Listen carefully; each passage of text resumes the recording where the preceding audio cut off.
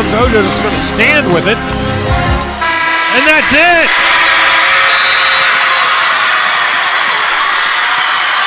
The fourth in a row by the Cavaliers. And maybe none of them tougher earned than this. In it comes, Ojo's just going to stand with it. And that's it.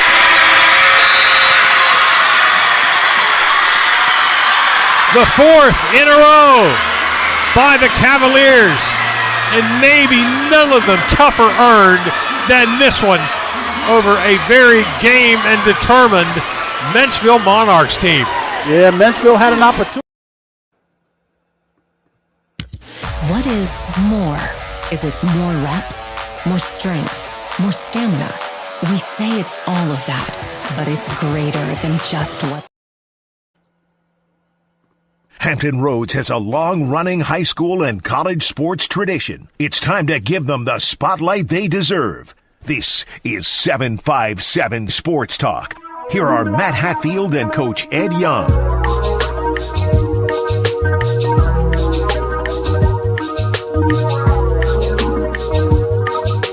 And good Saturday morning to all of you out there, and welcome to another installment of 757 Sports Talk on Coastal Sports TV with the Coach Ed Young. I am Matthew Hatfield. Apologies about some of the technical issues there, but we are on the air with you to talk about all things sports. A lot happening. Once Coach unmutes himself, you'll get to hear what he has to say. He's got the little mute button, so when he starts talking, nothing's going to be heard. Oh, there it goes. He fixed it. Good morning, sir. How are you on this 9th day of May, Mother's Day weekend? And we've got a lot of retirements to talk about, but not yours. No, not mine. The coach greets all. Sometimes silence says a lot. Sometimes silence is golden. Sometimes it'd be nice to mute your mic, but that's another story. And it is Mother's Day weekend. Take care of your mother. Be blessed if she's still on this earth with you, because the alternative is not very good. But looks like a good day to happen. And yes, some retirements that the old 1-2 punch hit us all this week. Yeah, let's start there, because the longtime girls basketball coach, this was rumored for, at least 2 or 3 months, and it was one of the worst kept secrets in the world. But whenever news like this does officially come out, it can shock and stun people. There's a little shock factor or shock effect from them. And this one having to do with Darnell Dozier, the legendary coach at Princess Anne for girls basketball. 31 seasons, 16 state titles. So you do the math right there. He's getting a state title within every 2 seasons. And in fact, he has records galore. It would take us too long to mention all of them on this particular episode of the program. But what we can tell you is that this man won nearly, and we do mean nearly, 800 games at the helm of Princess Anne. Think about that. His record, his accomplishments were insane, to say the least. And, of course, his past team closes out the season undefeated, state championship. They were the only, if I'm not mistaken, Ed, were they not the only undefeated girls or boys basketball team this past year in VHSL hoops? I think they were. I'm pretty sure they were. Yeah, after playoffs and all, I think you're right. Only one that did not have a blemish on its resume.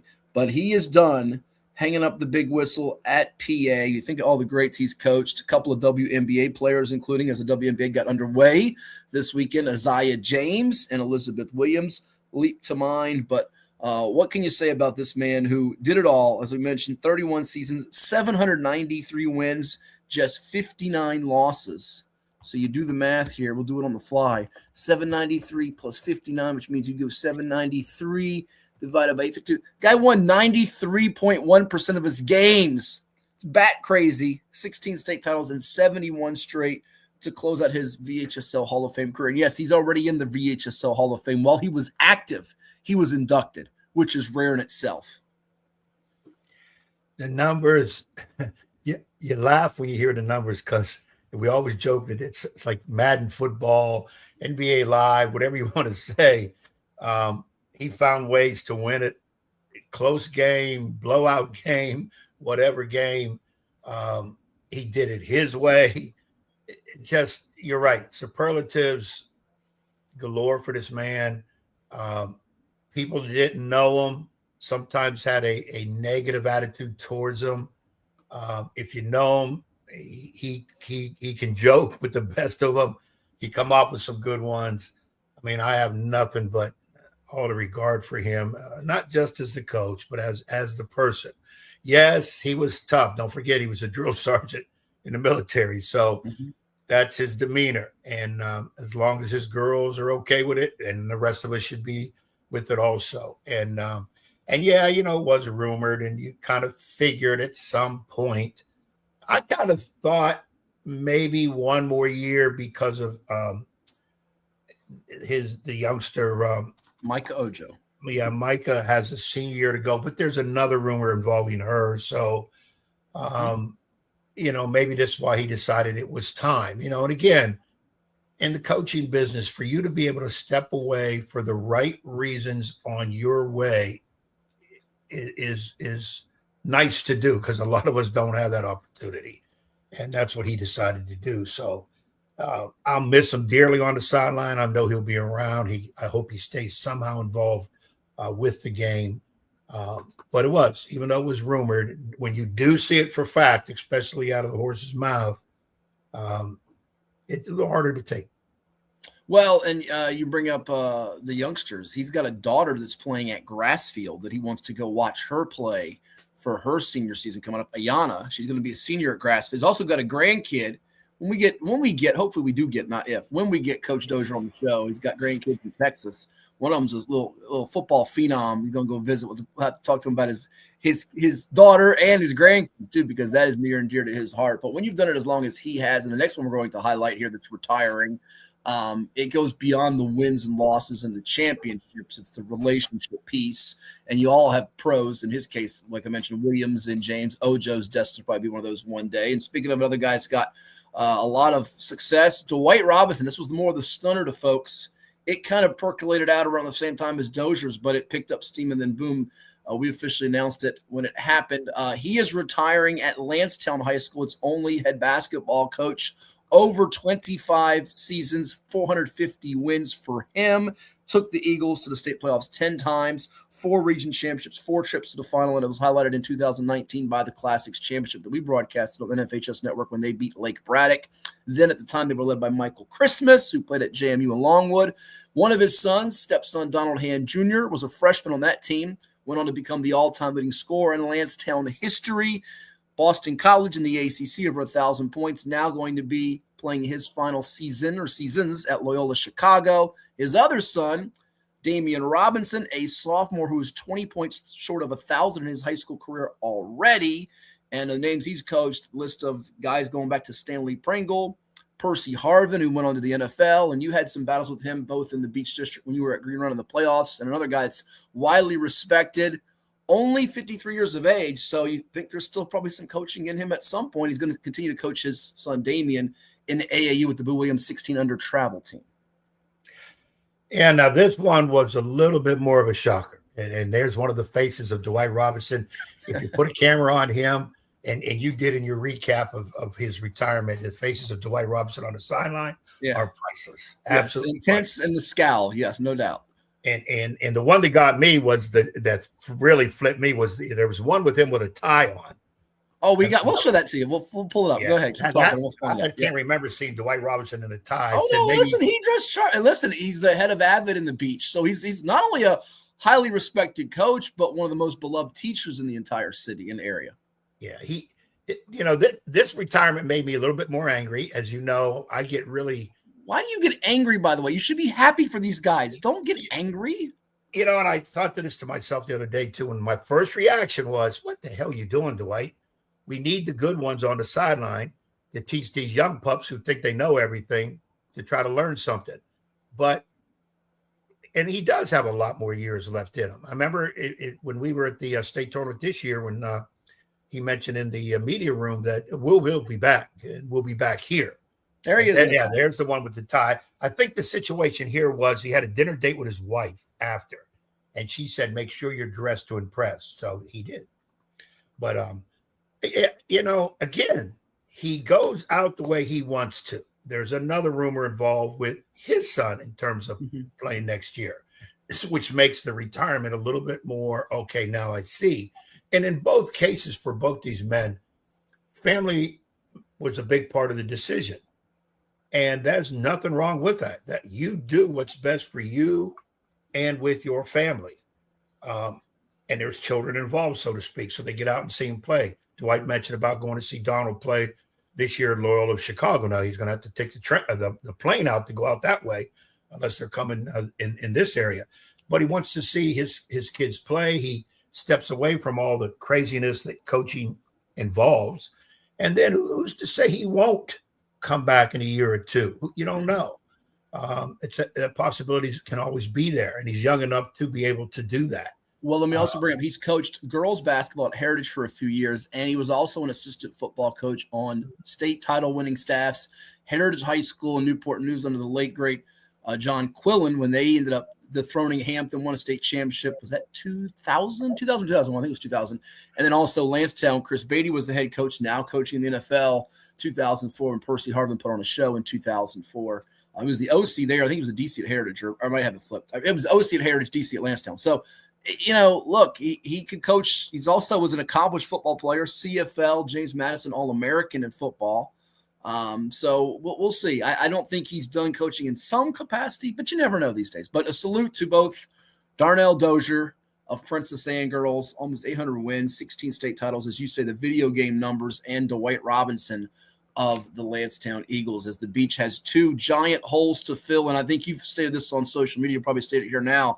Have fun replacing those folks, because it's not easy. We'll talk about someone that's replacing another highly respected coach later on in the program, but you can't be those two guys, that's for sure. Well, here's my thought on that, because, that was my next question to you. You always have your finger on the pulse of what's next before other people. You want me to give you who I think will get it, or who should get it, or both? Well, let me say this before you do. In those situations, replacing people with that type of resume, I usually say, and it's not controversial leaving. They're not leaving because they're losing. Right. Who on staff is ready to take over it, to try to keep it going? That's usually how you look at it. But that doesn't mean that's always going to happen, because both of those jobs, a lot of coaches would like to get involved because they still have a lot coming back. So what do you have? Speculation. If I had to predict, and I think in both cases it would probably be the right moves, who would be the right people to follow those, which again, it's like following we talked about with Jack Baker and Mike Smith. Have fun replacing living legends. I would think in Princess Anne's case, while she's not on staff, she was a heck of a player in her day for Dozier and went on to Old Dominion, coached at the high school level for Maury. I think it's now coaching at Bryant Stratton. Sharice Grant. She leaps to mind right away. There are people on his staff. I know Mark Joe's the baseball coach. He's doing that too. He was also an assistant for girls basketball this year. I'm sure he's got a lot of time dedicated to spring, but there are people that are qualified for it. But Sharice Grant leaps to mind for me. Same case in Landstown. There's multiple people qualified, but Reggie Williams, who was the point guard, you remember, you actually played them. I think he got hurt in y'all's game. Morehead State's been with Dwight for a lot of years. I think he's the right guy, and they'll have people around him that have been on Dwight's staff to be the head coach. To be the assistant coaches around Reggie, should he get that opportunity and want that opportunity, which, again, I don't know those things, but those would be the first two names that leap to my mind that best fit those situations. But we've got more coming on this episode of 757 Sports Talk, including, as I mentioned, a coach replacing another coach that's got 400-plus wins. I'm gonna boggle your mind if you didn't see it on social media this week with the number of wins from coaches that have retired this offseason around the state of Virginia. Let's see what Ed thinks about that. One's going to be taking over for one of those guys that we know that we're excited about. We'll probably get him on the show here sometime soon, maybe closer to basketball season or during the summertime. We shall see. And we'll also get Ed's take on the expansion in the NCAA basketball tournament, college hoops. We'll run down the Prep Baseball Report Top 25 and another retirement. This one on the gridiron, not on the hardwood. A record-setting quarterback. It's all coming your way on 757 Sports Talk, and they're watching where, Ed? Best place to be on a Saturday morning, Cola Sports TV. What makes a life a good one? Is it our adventures? Or the friends we find along the way? Is it the challenges we conquer together? Maybe it's the people's lives we touch every single day. So, what makes a life a good one? You'll have to figure that one out for you.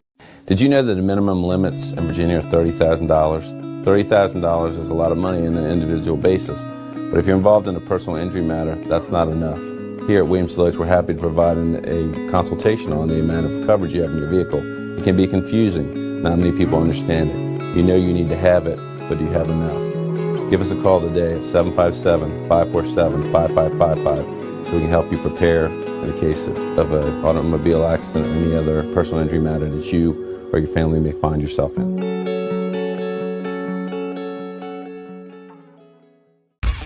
For any athlete, making it to the top sometimes comes with a few steps back. That's why there's CHKD Sports Medicine. Advanced diagnostics, treatment, and rehabilitation for sports injuries, just for young athletes like yours. What's up at DQ? Oh, just the best deal ever. The $7 bacon cheeseburger meal deal. Bacon cheeseburger, fries, drink, and a sundae. No time to be modest. It's all full size for just $7. Right now at DQ. Happy tastes good. Well, it's everybody's favorite time of year again. Time to prepare to make your annual donation to that infernal revenue service. And if you're like me, you need help. Help to keep that donation as small as possible. So get off your W-2 and call John Maynard at John's Tax Service. 455-6763. As a banker at Town Bank, we believe that people bank with people, not with banks. You're looking for an actual personal relationship, and that's what you get at our bank. You get that person that gets to know you, gets to know your business, is there for you. I think that is what motivates us, what drives us. And the idea that we are trying to serve others and enrich lives, I think is very true.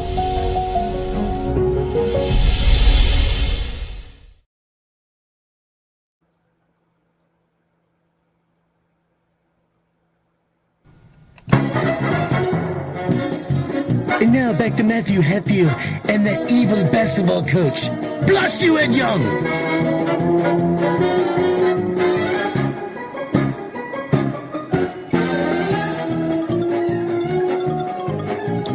And we're back here on 757 Sports Talk. Like, share, and subscribe, and interact with us on Cova Sports TV, whether you're tuning in on Facebook, Twitter, X, TV, Virginia Preps, you name it, IG. We always like to hear from all of you out there. We mentioned the retirements earlier in the program. Ed, of Dwight Robinson at Landstown, 450 wins in 25 seasons, 10 state tournament berths. Darnell Dozier, Princess Anne Girls, 793 wins in 31 seasons with 16 state titles, almost as many rings as fingers and toes. And while this guy didn't win a Super Bowl, didn't win a national championship, he set records galore at Old Dominion. We go to the gridiron. Taylor Heinicke has announced he is done playing professional football. You see him in that Washington Commanders uniform where he made his mark in the National Football League. That was probably where he was most remembered in the pros. He was on a number of different teams, but he was a fan favorite there. 33 years of age. He's been with a couple of different teams here lately. The Chargers, I know, was one, Carolina Panthers, but he set records at Old Dominion.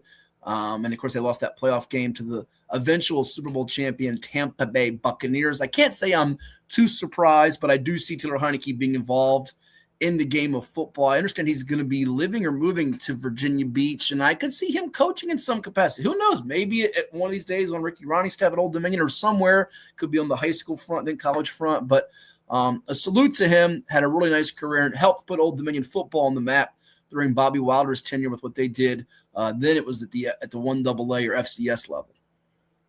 Yeah, I was a little surprised to hear this. I thought, I don't know if it's injury involved or just time for him to. He's not an oldster. You know, he's not 38 years old, 40 years old. Mm-hmm.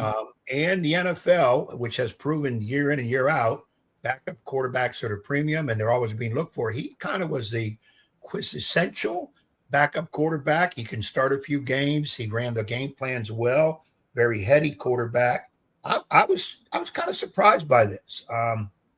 But again, whatever his motives are, it just felt like it was time to go ahead and leave. And like you say, maybe his next venture is more pressing for him right now. But I can see him getting calls during this coming season. Sure. Guarantee it. Somebody going to call him and said, "Hey, you want to come out for a couple more games? We really need somebody." I can almost see that happen. Well, and somebody taking this out of context to a degree, also, that's almost, you know how it is nowadays. If you have a stance on something you're hating, or like if you say LeBron's not the second greatest of all time, you're hating. If you say he's third or fourth or ninth, as somebody did on TV on Friday, oh my gosh, that's the most smearing thing to say about people. But I felt like his game was better suited. And again, Kurt Warner made this mark in the Arena League, NFL Europe, and then went to the pros. More of that style of football than the NFL. That's still professional football. And we talked about Dozier and Robinson earlier. They've got pros playing overseas. It's still professional basketball, even if it's not the NBA, or in Dozier's case, the WNBA. But you can still be a pro. And I could see him better fitting that than the NFL now, because it feels like he's gone from fairly or unfairly, like it or lump it, more from the number 2 on some of those depth charts to number 3. And you mentioned quintessential. The guy that always leaps to mind is Tyrod Taylor, who's now with the Green Bay Packers, by the way. He had a Hampton High, Virginia Tech. He's been a perfect number 2 in this league that's gotten some spot starts, emergency starts, and been the number 1 or a bridge guy for some teams. So speaking of injury, though, and we hate to see this, we have to highlight it, though, on the National Football League side of things with 757 connections. JOK, Jeremiah Owusu-Koramoah. He's had the Nick injury. He's going to be on the PUP list, Ed, now. Once again, he was a Pro Bowler, of course. We saw him star in both football and basketball at Bethel High School in Hampton. Went on to be a Pro Bowler with the Browns after getting drafted in the second round. There was some medical concerns coming out of Notre Dame, where he was projected to be a first-round pick, slid into the second round, but we know what a career he had at Notre Dame, ACC Defensive Player of the Year. And this is just a quality guy off the field, which we'll get to in a moment, as you'll see it scrolling on our ticker about him in Harvard in a second. But he had that tackle of Derrick Henry and his neck issues. It's just kind of lingered with him now into a second year that he'll miss in a row. We hate to see this. He is still such a young guy, a vibrant guy, a highly intelligent dude. And you do wonder about his future, as GM Andrew Berry, you see on the ticker there, telling reporters just a few months ago that he was not sure if he'll ever come back from this. And again, hate to see this, but just 26 years of age. And he was really going to be one of those backbones of the Browns defense, along, obviously, the mega name on that team, Myles Garrett. But he at that second level at the linebacker spot. We wish him a speedy recovery and all the best. Yeah, and again, that's heartbreaking news to hear. A tremendous player, active player. But when you hit Derrick Henry head on, things happen. And not all of them are good. And you can almost see that when that man is 240, 250 pounds at his team, and you hit him, what a force that is. And usually neck injuries, head injury, neck injury, very, very, very few have ever come back from that. And of course, his health is paramount over anything. But he said, he's just getting his career really going, and he would have definitely been a multi-all-pro. Hopefully, maybe another year of on the sideline, he'll get ready. But if not, it's a shame to see that happen to him. But it's football. And remember, he came back here, did a football camp in the 757. I'm sure we'll connect with JOK at some point, be it this offseason or down the road. He came on with us back getting to our radio days. But as we had it on the ticker there, and I know you love this with all of our guests, you'll hear some clips later on the program for some of our internet streaming audience and perhaps even the TV side of it over the coming weeks. We were at a lot of the college showcase days this past week across the 757. So we'll sprinkle in a couple per week as we get closer to the countdown of football, high school, college, and pro. But I know you love it when we always interview the kids. What's your GPA? How you doing in the classroom? This is a young man that is using his time away from football to pursue a master's degree in public policy at Harvard University. So even when this game of football does end for him at some point, which is going to be at some point, he's going to be a productive citizen and make an impact in society, we can say, rest assured. Yeah, I mean, enough said. When he's going for a master's at Harvard as a youngster, enough said. That does not happen by a lot of people. And he is a highly intelligent person, and academics did come first for him in his playing days at Bethel, of course, through college.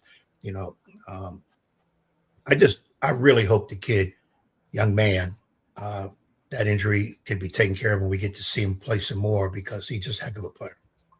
Absolutely. When we come back, we'll tell you about, we've talked about all these retirements, Heinicke and Robinson and Dozier, perhaps Owusu-Koramoah. Well, somebody retired at Owusu's alma mater, Bethel High School. That was Craig Brehan. We told you about that in February.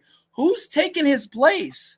Might be somebody that you know that once upon a time played on the basketball floor with Jeremiah Owusu-Koramoah. That's on the way here after we take our timeout. You're watching 757 Sports Talk with us on COVA Sports TV. Back in just a moment. Stay tuned. For any athlete, making it to the top sometimes comes with a few steps back. That's why parents count on CHKD Sports Medicine, advanced diagnostics, treatment, and rehabilitation for sports injuries just for young athletes like yours. With convenient locations across Hampton Roads and a whole team of experts here to keep your favorite player at the top of their game. CHKD Sports Medicine. Learn more at chkd.org or call the CHKD Sports Injury Hotline. Kova Painting. We don't just paint, we transform spaces. Visit kovapainting.com or call 757-550-7357 and mention the Sportsplex for 10% off of projects over $1,000. What's up at DQ? Oh, just the best deal ever! The $7 Bacon Cheeseburger Meal Deal. Bacon cheeseburger for a limited time, plus fries, drink, and a sundae. Yeah, this is not the time to be modest. It's all full size for just $7. And there's bacon on that burger. The $7 Bacon Cheeseburger Meal Deal. Now, for a limited time on the $7 Meal Deal lineup. Only at DQ. Happy tastes good. What does happiness mean to you? Being in the ocean with you, watching you catch super fun waves. In Virginia Beach, happiness is breaking barriers and savoring the sunshine. I couldn't pick a better place or a better person to be with. This is what makes me happy. Happiness is going all out. And taking it all in. Here, happiness is whatever you make it. Find yours in Virginia Beach.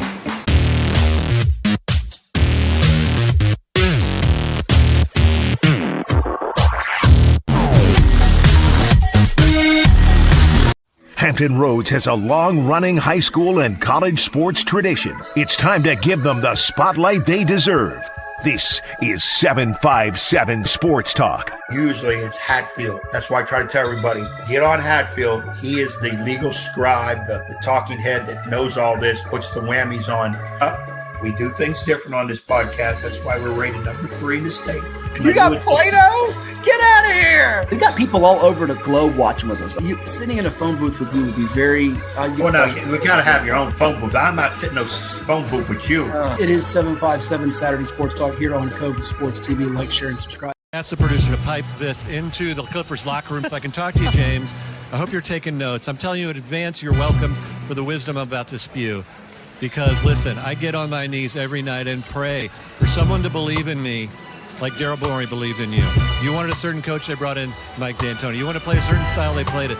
You wanted Dwight Howard, they brought him in and got rid of him when you were tired of him. You wanted Chris Paul, they brought him in and got rid of him when you were tired of him. They brought in your old friend Russell Westbrook. You want to go to Vegas on off days? They looked away. You wanted the team to stay over so you could go out at night? They changed the schedule, and it didn't work. And you know what? You said, I'm going to break up with my whoopee. Not good enough. I see the bright lights in New York. I want to go there. My old pal, Kevin Durant. It's going to work. The big 3. And all after 1 year, you wanted out. You realized, oh my gosh, I took this guy for granted, the guy that believed in me. I went back with Daryl Morey. They traded Ben Simmons for you. How did they pull that off? And you know what? You went there and you got a partner who got the MVP. He won the MVP. And what did you say afterwards? You said, they didn't hand me the reins. You're the point guard. You were holding the reins. And what did you do when you had the reins? You scored 9 points in Game 7 against Boston. You blew a 3-2 series lead. So they fired their coach. Not good enough. You broke up with the guy who believed in you again. You said, the bright lights of L.A., that's where I want to go. Let's see if that works. Listen, James, have you ever had those friends who had bad roommates? Over and over, they complained about their bad roommates. This guy's terrible. The bad roommate here. They never thought to be self-aware enough that they're the bad roommate. They're the problem. Hey, James, you're the problem. If this doesn't work this year in this system with this team, then you're going to go and point fingers at everybody else, and you're going to go back home and you're going to start swiping right for another team, and there's not going to be anybody left. Because, James, you're not the beard, you're not the system, you're the problem. This is 757 Saturday Sports Talk with Matt Hatfield and Coach Ed Young. Never gets old, does it? My man from Valley. I can't look up his name. He just eviscerated James Harden, the beard.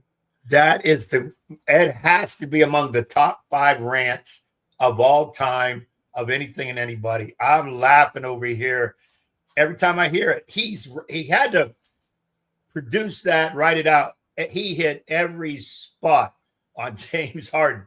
And of course, it's safe to say he'll never get a chance to interview James Harden because that wouldn't work. But Brian Damaris, by the way, from the Mavericks, Bally Sports Southwest was the guy. I want to make sure I got his name. But yeah, he just absolutely torched him. He torched him. You know what's crazy? I got a funny feeling today Harden might actually play a great game against the Pistons. Might. I emphasize might. I didn't say it with any certainty because he's been so bad. You know, he broke a 36 – he broke a – no, it wasn't 36-year-old. It was a 71-year NBA record. I don't know if you saw this record that he broke. He broke a record that stood for 71 years. If I can get to it now, I thought I had it. 20th playoff game in which he shot 25% or less from the field with a minimum of 10 shot attempts. He broke the tie that he held with Bob Cousy, the great Bob Cousy. Don't knock Bob Cousy there, Edward. You get Mad Dog a little mad. 182 playoff games for Harden. 36 time he had 3 or fewer made field goals, which equates to nearly 20% of the games he played. So he's been lousy to say the least. Really lousy.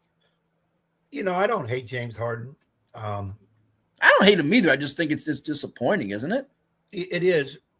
You would think more of the teams he's been on, even though I'd say he's not an individual. He's not playing an individual sport. It's a team sport. But the talent he has, and usually the talent that's been around him on the teams he's been on, you'd think would do better. I was always amazed with Harden, not only his scoring ability, but he would average 8-9 assists a year. So I'm saying, okay, he's passing the ball. Now, we all know he plays no defense, not even Olay defense. And it's a shame because he's going to be earmarked probably his career. He's probably a Hall of Famer, I'm thinking, but he's going to be on the negative side forever. It's like he destroyed teams instead of helped them. You know, and I picked Detroit to win that series, I think, in 7. What's the game he's in that? Is it Detroit 2-0? It's 2-love. Pistons 2-love. It's now Knicks 3-love on the Sixers. Spurs went up 2-1 on the Wolves, which we'll talk about later on. We're efforting our buddy Chris Monter, by the way. I have not heard back this morning. We're trying to get him on the program. We've been texting throughout the week. And the Lakers trail the Thunder 2-love. Game number 3 tonight on ABC. Game number 3 in the afternoon today on NBC with the Pistons and the Cavaliers at, I think it's Quicken Loans in Cleveland. The arena. I think Cleveland gets the game today. What Harden does, let's see. But I think he would have to have some kind of hand.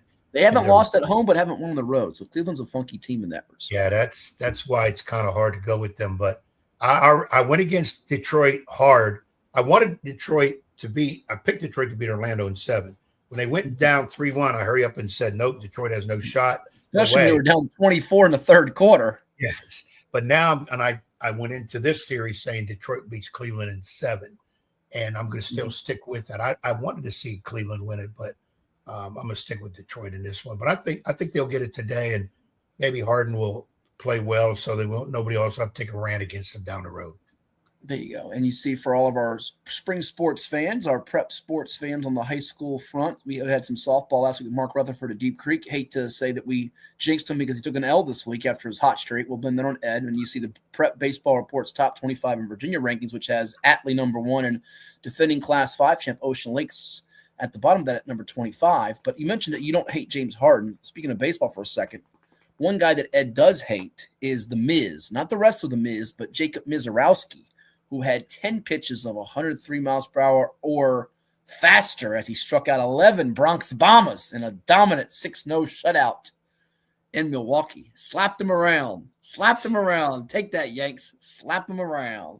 You hate the Miz, don't you? You hate Mizorowski. It's the first time I've seen that kid pitch. I watched the game. I really watched him pitch. And he got my respect because, lanky, 6'7", skinny dude. But he's got arm action galore. And I'm telling you, the Yankees, as great as they've been playing, probably right behind the Cubs in terms of how. And he made them look foolish. But the thing that bothered me more in that game was my guy, Max Fried, just did not have it. The first time all year, did not have it. He got bombed in 4 runs, 1 in 2 innings or 1 inning. And couldn't really recover from it. And then, of course, here goes the Yankees, who score galore during this streak. Couldn't really put anything together against the Miz. And he's a heck of a – I know we talk about Paul Skeens a lot in Major League Baseball. Yeah, this kid's good. Guy here, Miz, boy. Yeah, he's good. He can throw it. Doesn't have as large a sample size, but he's really good. Came up last year and dazzled. Not a flash in the pan by any means. Speaking of the Cubbies for a second, before we do change gears here and go back to the hoops, which I teased before our break. You remember 10 years ago when the Cubbies won the World Series, and back on our radio days, we had our buddy and producer Dino Franza sing "Go Cubs Go" when they won the World Series on our show, which got huge. It got, as someone say, got huge ratings, huge ratings, Coach. I want to know if the Cubs beat your Yankees in the World Series. They got to get by the Dodgers, who we all can't stand. We loathe them unless you're a Dodger fan. No. But if Larry Bowman and Woody, and there's some Dodger fans out there. Robert Jackson, by the way, is a Dodger fan. Landstown football coach. But if the Cubbies play the Yankees and the Cubbies do win, will you let Dino come on the show and will you accompany him in singing "Go Cubs Go"? Just for my entertainment and for many people's entertainment, not just mine. For our audience's entertainment. No, I'm not going to put my voice out you, there. Dino have the solo. Dino would deserve the solo. Okay. Because well, if he sings it, will you wear a Cub hat or jersey while he sings it? Oh, absolutely. Okay, you'll do that. Good to know.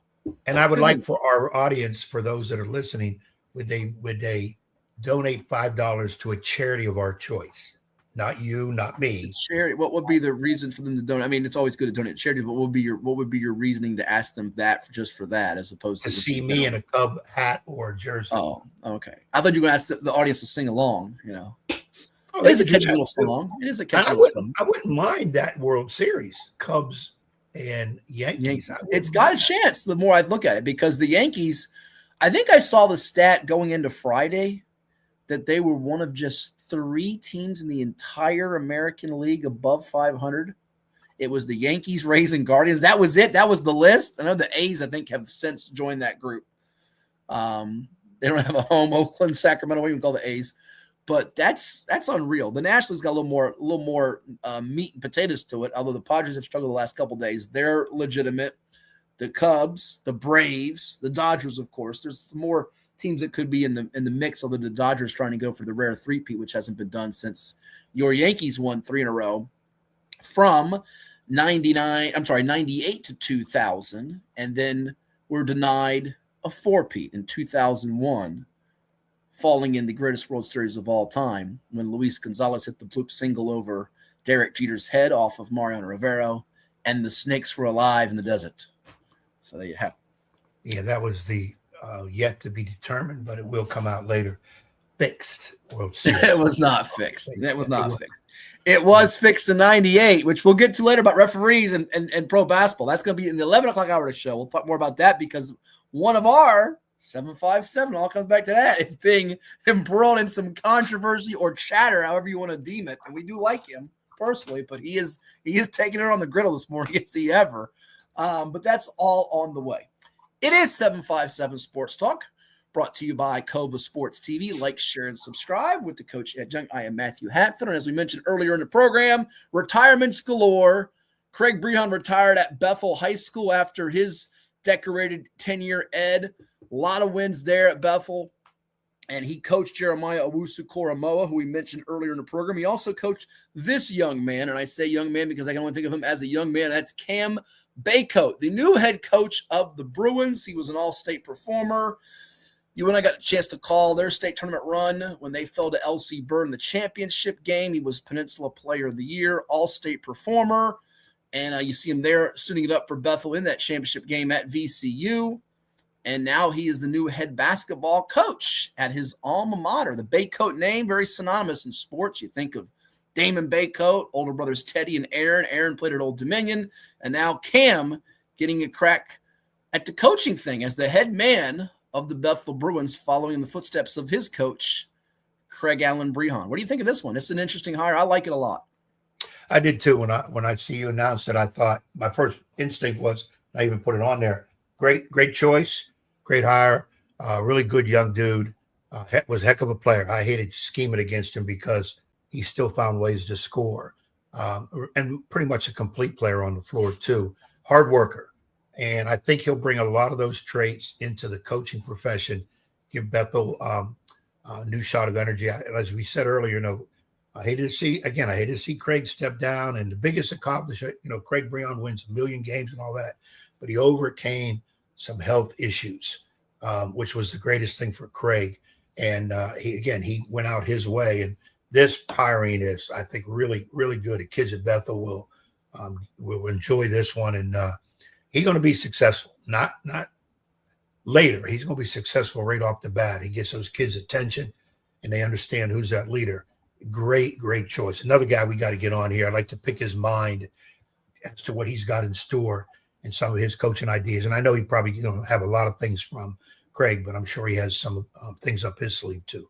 Without a doubt. And also, by the way, Bethel, as they not only announced the hiring of Cam Bacote as his new boys basketball coach, they announced, in addition to that, they have a new girls basketball coach as well with Kareem McNeil. He was the head JV coach, 23-7 record the last couple of years. So he will take over on the girls side at Bethel. But I can't think of Cam Bacote without thinking back to 2011. We had him in studio with his brother Aaron and his father Ted. He's like a 5, 6, 7-year-old. Then that was 15 years ago. Makes me feel old as dirt there. I know he'll laugh when he sees that picture again. But good for Cam Bacote as he's the new head basketball coach of the Bruins of Bethel High School. So there you have it. Stick around, more coming up on 757 Sports Talk. Like, share, and subscribe and interact with us. With the coach, Ed Young, I am Matthew Hatfield. It is May.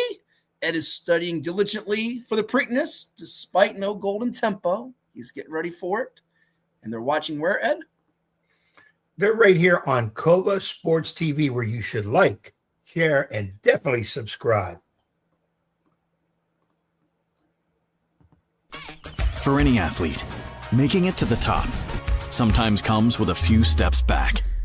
That's why parents count on CHKD Sports Medicine, advanced diagnostics, treatment, and rehabilitation for sports injuries, just for young athletes like yours. With convenient locations across Hampton Roads and a whole team of experts here to keep your favorite player at the top of their game. CHKD Sports Medicine. Learn more at chkd.org or call the CHKD Sports Injury Hotline. What makes a life a good one? Is it our adventures? Or the friends we find along the way? Is it the challenges we conquer together? Maybe it's the people's lives we touch every single day. So, what makes a life a good one? You'll have to figure that one out for yourself. What is more? Is it more reps, more strength, more stamina? We say it's all of that, but it's greater than just what's in the mirror. It's about improving your mental and physical health. More is a feeling of achievement, fulfillment, confidence. It's looking better, feeling better, being better, and it's our mission to get you there. Because here, you are more. One Life Fitness. Portco is your local nonprofit organization dedicated to economic empowerment through employment for people with disabilities. We focus on abilities, not limitations, providing on-the-job vocational support. Find your pathway to employment. Contact us or learn more at portco.org. Well, it's everybody's favorite time of year again. Time to prepare to make your annual donation to that infernal revenue service. And if you're like me, you need help.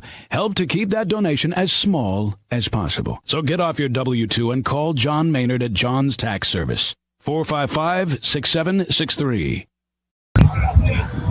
I'm here with Maury class of 2027 athlete Matt Williams, first team All-State performer as the reigning 3-time state champs. Get ready for a four-peat. Matt, hard to believe it's about to be your senior season. You just made a big college decision with a commitment to Vanderbilt. Tell me about, you're going to go from being a Commodore in high school to a Commodore in college, huh? Yes, sir. Staying a Commodore. Yes, sir. What made you choose Vandy, and how solid are you? I know a lot of schools will continue to recruit you. Yes, sir. You'll probably still take your official visits and all those things you got lined up, but Yes, sir. what made you choose Vandy? I feel like home. I got there. I feel like I look back at more. Everything felt right. I feel like home. Yes, sir. Solid commitment, too. Not going anywhere. Sure. Now, you've been playing a lot of positions in high school, from quarterback to wide receiver to defensive back, among other spots, even making an impact in the state championship on a kickoff return to start the state championship game. But it feels like DB's your home for college? Yes, Is sir. that so? What is it at DB they like about you? It just feels natural. I'm going to play some kick returns, some special teams. Okay. Return, kick return, stuff like that, too.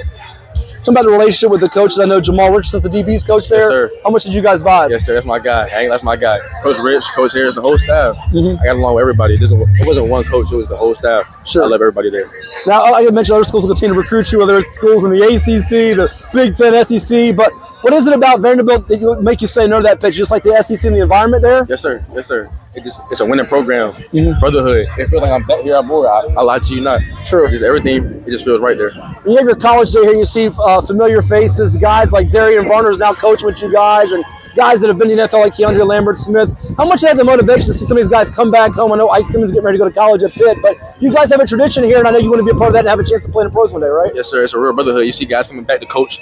That's how you know it's a real brotherhood. When guys come back to coach, that's how you know you have a good leader at the head. Sure. Now, obviously, you've been a key performer for the last 3 championship games going back to your freshman year, but last year, to open up the state finals with a bang on a kickoff return for a score and also catch one, what did it feel like to be making such a big impact in a game like that? Yeah, it felt amazing, but I got to thank my guys. Like, without that pass, without my line, that's not getting off. Without Damo, that's not getting off. So sure. I got to thank those guys first. 4.240, 3.4 GPA. Which are you more proud about, the speed of the grade? They both matter, right? Don't they both matter? Yeah, they both matter. They both matter. Which is harder, to run a 4.240 or get a 3.4 GPA or better? I say probably run a 4.240. Why is that? I ain't gonna lie. I don't know too many guys with a 3.4 running a 4.40. So sure.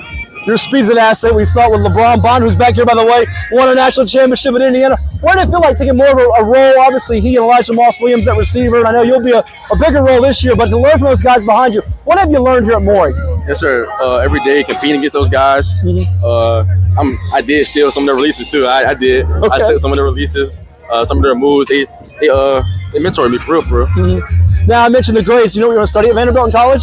Communications. All right, so you want to come for my job one day and be a broadcaster or do some things on TV. But tell me about, as you get ready for senior year, what are the things you're trying to polish up on? Because nobody's a finished product or has got it as a ride and done everything perfect. I know there's something you get better at, right? Yes, sir. I'm trying to put on some weight, build my football IQ, and be more fluid in my breaks at GB. Mm-hmm. Last two for you. How much do you take pride in knowing the playbook, the ins and outs, what's coming, and knowing what's going to be said from the mad scientist over there, Coach McCain? What's he going to say next? Because that's important, isn't it? Yes, sir.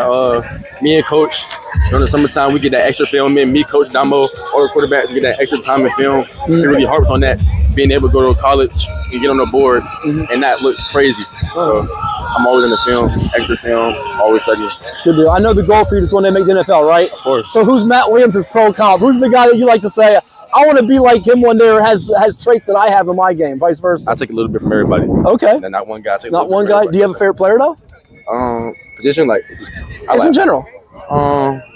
Favorite player, PS2. Who is it? PS2. PS2? Yeah, Patrick Surtain. Okay, Patrick Surtain. That's his guy. Well, watch out for him going for a 4-pin. He's going to be going to play for the Commodores in the SEC at Vanderbilt. Matt Williams, thank you so much. All the best. Yes, sir.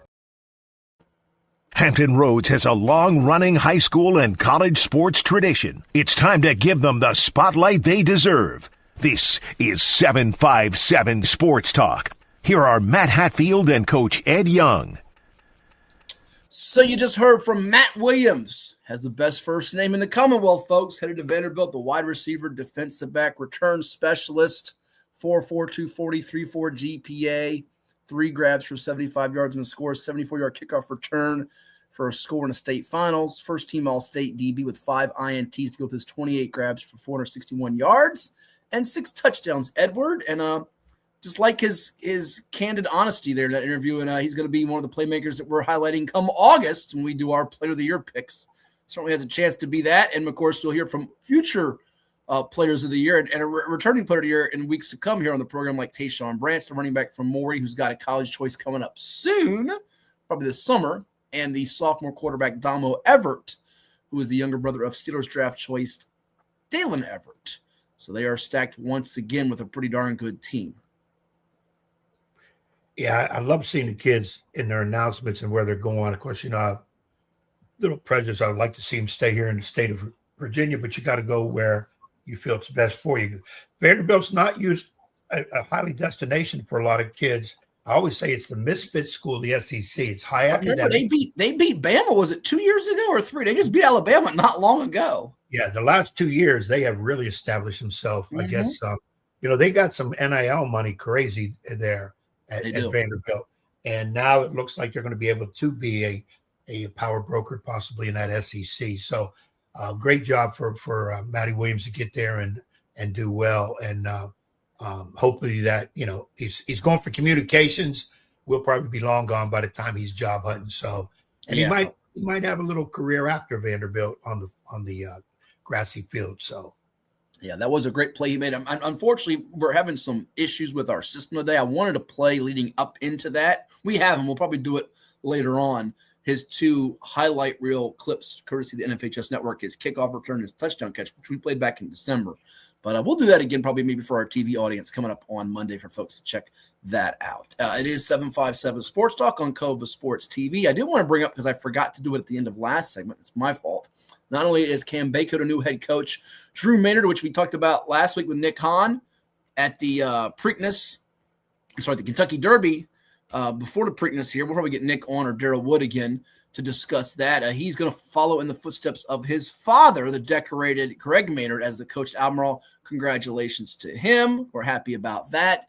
And Jake Pacor, who you got to meet last summer at the St. James event with Billy Pope, is going to be the guy that follows in the footsteps of Billy Pope as the head coach at Northside. But I wanted to bring this statistical note to your attention as I now put up on the screen for you to better grasp it, as I can share screen it for you and let the audience digest these numbers visually as well as audio. Here's some of these numbers that are pretty amazing when it comes to the coaches that have retired in the last week plus. So we will cue it up here in just a second for you.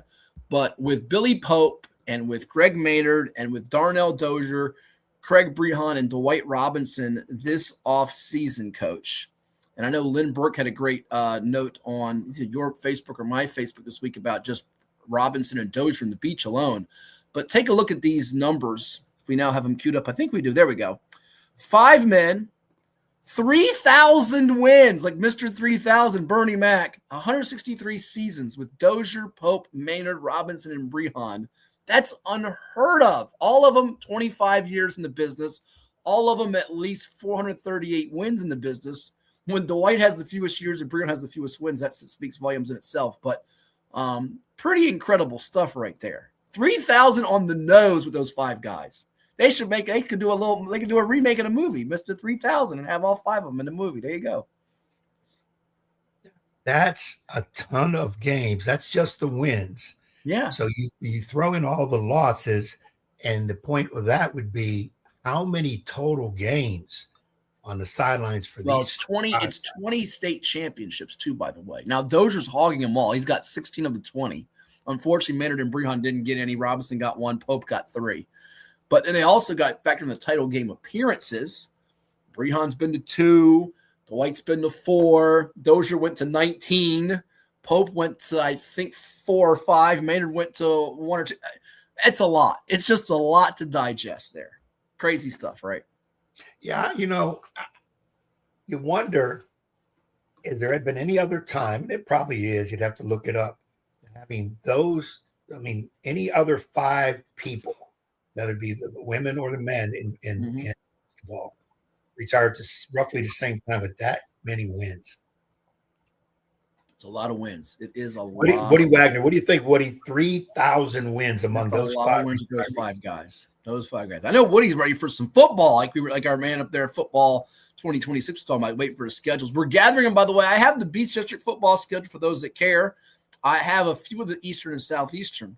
So if there is a specific schedule out there you want us to read off as we go through the months of June and July, we'll have them all by end of June. Or early July, because the VHL usually releases them. Although last year it released late, I think towards the end of July, as they had the transition with Laura Bickley retiring.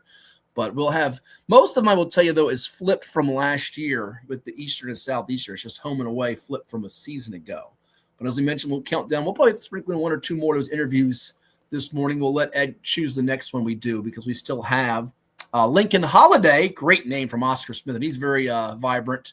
Lonnie Andrews III of Oscar Smith, and a couple of Green Run Stallions like Malik Marsh, who will be making his college choice next month, and Tayron Whitehead, who is the son of a former Norfolk State All-American, Terrell Whitehead, D coordinator at Green Run. So we'll sprinkle in them, and I'll get more in the next couple of weeks as we go through 7-on-7 circuits and camps and things of that nature to get you all ready for football. He's following Birmingham USFL right now. Okay.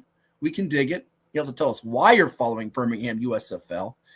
Ed follows the leagues for pro basketball that some of his guys like Dontrell Bright and Shannon Evans are in. How many of those games do you get a chance to watch? What's that? Get Andre Jones still playing. Andre Jones, I'm gonna leave him out. Sorry about that. Him as well. He's been the longest of them all. I remember when he graduated in 2008. He's still doing it. Almost 20 years as a pro, which is he was in college at Winthrop after that, but a long time as a pro, at least a decade for sure. All three guys are playing at a high level. Andre's in his 30s, and he's still one of the better players in the league. Yeah, all of them in decent league competition. It's not no open run YMCA. They're all doing very well. And the big thing about all three, somebody asked me this the other day. They saw my post on Facebook about these kids. And they said, Coach, if you could put one thing about these guys, and we see how proud you are, what would it be? I said, the thing about all three, when the games were tougher, opponents tougher, games on the line, all three played even their best. All three wanted the ball. All three were not afraid of failure. And I said that's something that was very distinguishable among them and many other players that I have had. They want the ball in a big-time situation, and most of the time they delivered. I mean, I can't really remember a whole lot of times they did. Yeah, they missed some shots here and there, and Dontrell might have had a turnover or two here or there. I remember the game against Anthony Barber, tremendous game at the Scope between those two. But way more often than not, those kids really delivered. It was more like me saying, okay, give them the ball, give them a screen if they need it, and let's not mess them up. That was my great coaching point with some of those guys because they really were. They were really tremendous, and they're still doing it and taking care of their bodies. They understood the assignment as they went deeper into their career, and Andre now is giving out some great advice. I saw that. I don't think Andre has the demeanor to be a coach. You'd be too impatient. Maybe upper level. Impatient? Oh, I don't know. You're a pretty impatient guy. You've done it a long time. I don't think he's as impatient as you. I'm very patient. No, you're not. No, you're not. Having working with you for the last 21 years has helped me develop patience galore. I beg to differ. But I don't see, I don't know if any of those guys would be coaches, to be honest with you. I just think their mentality is a little different than that. And maybe Shannon Evans, because of the three, boy, Shannon drove me the craziest. I was going to say he would be the least of the three. I would say is going to be coaching, but then again, he's they're all three special young men. We can revisit that conversation at another time. Opening round changes to the NCAA basketball tournament for the men's and women's side of things. The magical March Madness is going to continue, not just with the cocktail. You see that story down low on the ticker, but more teams, more games, always better, right, Ed? Or do you say, nah, not so quite, not quite, my friend, not so fast, my friend? I don't want to get into a long soliloquy about all this. Soliloquy, that's a big word. Yeah. Can you spell it, though? I don't like remind me again of the show. I got to look it up on Google. I don't mind the additional teams, but you and I are going to argue. If it helps get the lower level teams that have won championship, their conferences or whatever, gets them in, okay. But if this is going to get the SEC's 8th and 9th place teams in better now, then I'm not for it. I do want to get rid of the buys. I don't like the play-ins. People say, well, they're still part of the NCAA tournament. No, they're not. I don't think it is so much. Get rid of all the buys. You get them 1 through whatever it is now. Is it 72 teams or whatever? And if that still causes buys, then add some more teams to eliminate the buys. I don't like this playing stuff at all. The one I really hate is, and correct me if I'm wrong, isn't it like two teams, not the first four, but where they have those teams that are playing for like the 11th seed, and whatever team wins that is the the whole thing is screwed up. Yeah, it is. That's the bottom line. It's screwed up. Here's the new bracket, which we got to really zoom in to see. And here's a problem.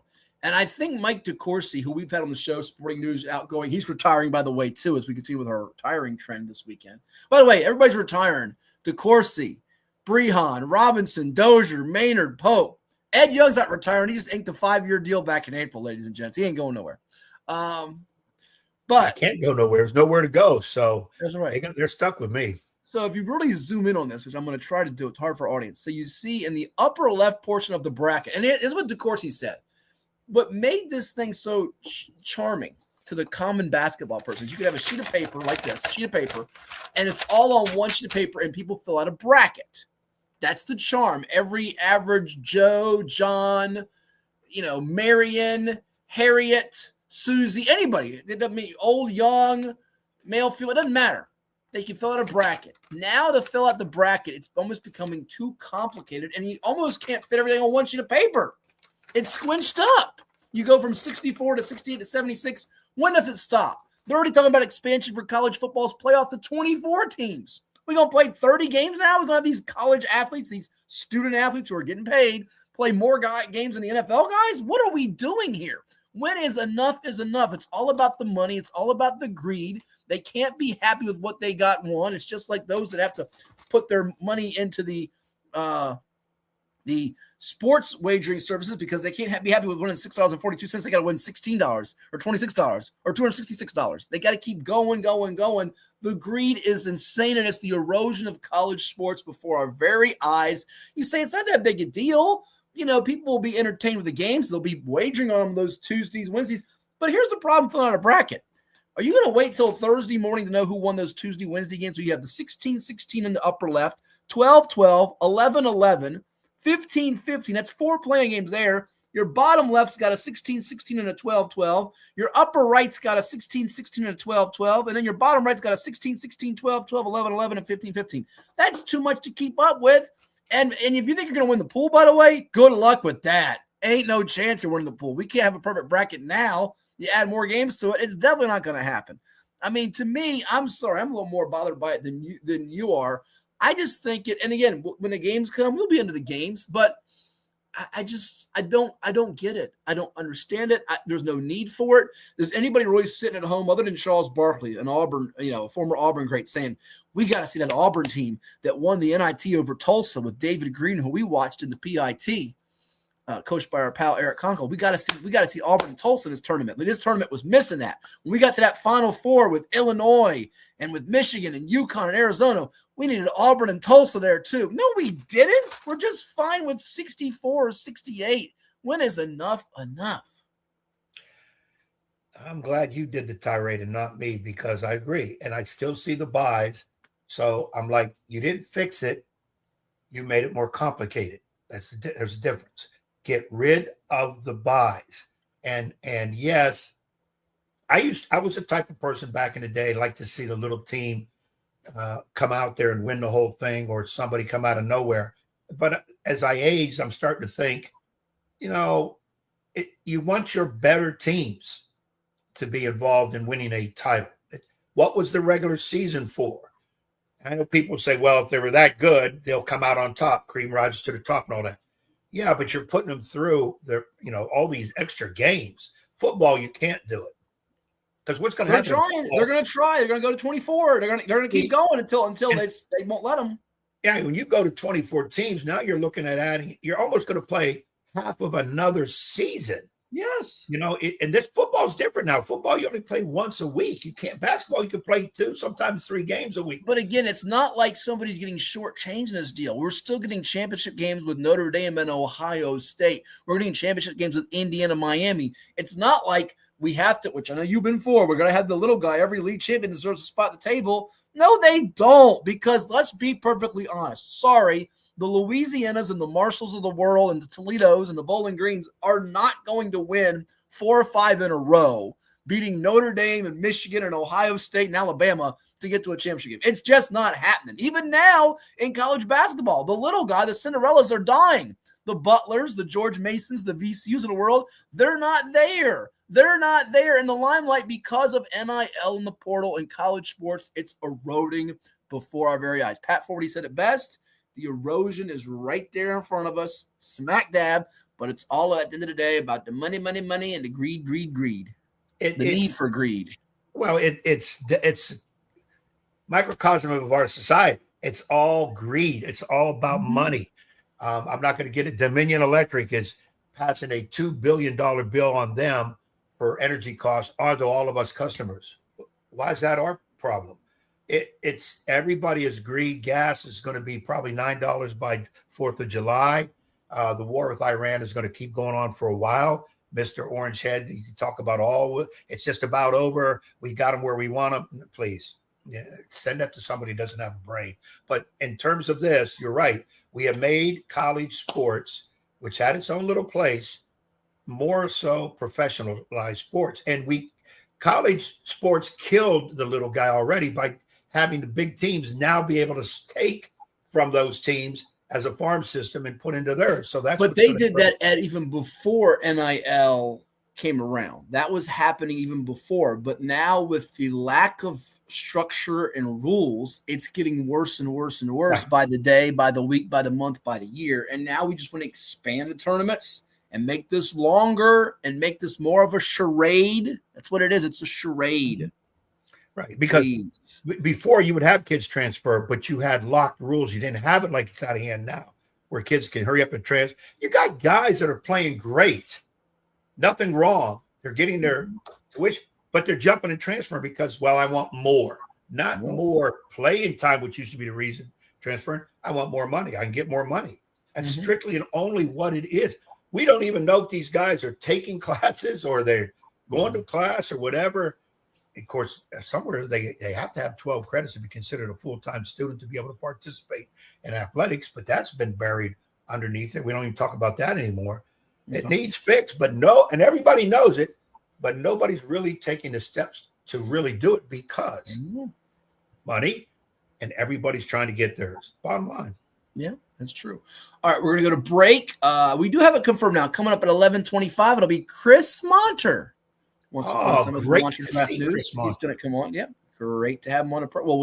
We should see him. We usually hear from him, but he's been on the podcast before, as well as for years and years on radio. And we'll talk about life in Minnesota with the T-Wolves coming off an L last night to the Spurs. And I'll have to play that when we come back. Or when we come back, when we come on with Chris, right? We'll play that clip. To get Chris's thought if he went to the game or not. The Minnesota Wild, by the way, taking on the Colorado Avalanche in the NHL's playoffs, the second round. And we're going to address another coach who hasn't retired but made a big, big move from the 757 to another state. We left that out during all of our coaching conversations. We'll get Ed's take on that. But when we come back, who are we going to hear from, Ed? We're going to hear from, like I mentioned, we got Lonnie Andrews III, we got Lincoln Holiday, we got Tayron Whitehead, we got Malik Marsh and Whitehead of Green Run, Holiday and Rising Jr. with a bunch of offers, and then Andrews, who's committed to UVA, who we've heard from before, but talking about the Tigers getting ready for their senior run. Who do you want to hear from when we come back from break on our football clip? Spin the wheel. Spin the wheel, and it lands on a holiday. It lands on a holiday is what Ed says. So we're going to hear from Holiday when we come back. We've got more coming your way. Don't touch that dial. You're watching 757 Sports Talk on Cova Sports TV. Back in just a moment. Stay tuned. It's 757 Saturday Sports Talk with Matt Hatfield and the one and only Coach Ed Young. Every Saturday morning at 10 a.m. on Cova Sports TV. From high school football and basketball to the NFL, MLB, college sports, and the NBA, if it's making headlines, they are breaking it down. Bold takes, big-time guests, and a few laughs, especially at the expense of that basketball coach, Ed Young. Catch it on Cox TV and your view, and don't forget to like and subscribe on YouTube at Cova Sports TV. What is more? Is it more reps, more strength, more stamina? We say it's all of that, but it's greater than just what's in the mirror. It's about improving your mental and physical health. More is a feeling of achievement, fulfillment, confidence. It's looking better, feeling better, being better, and it's our mission to get you there. Because here, you are more. One Life Fitness.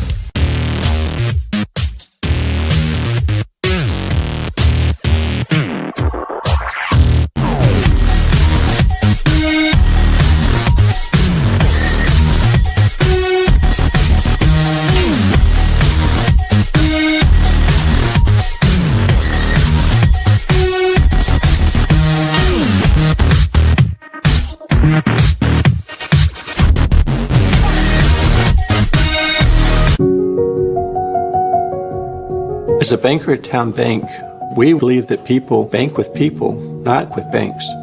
You're looking for an actual personal relationship, and that's what you get at our bank. You get that person that gets to know you, gets to know your business, is there for you. I think that is what motivates us, what drives us, and the idea that we are trying to serve others and enrich lives, I think is very true.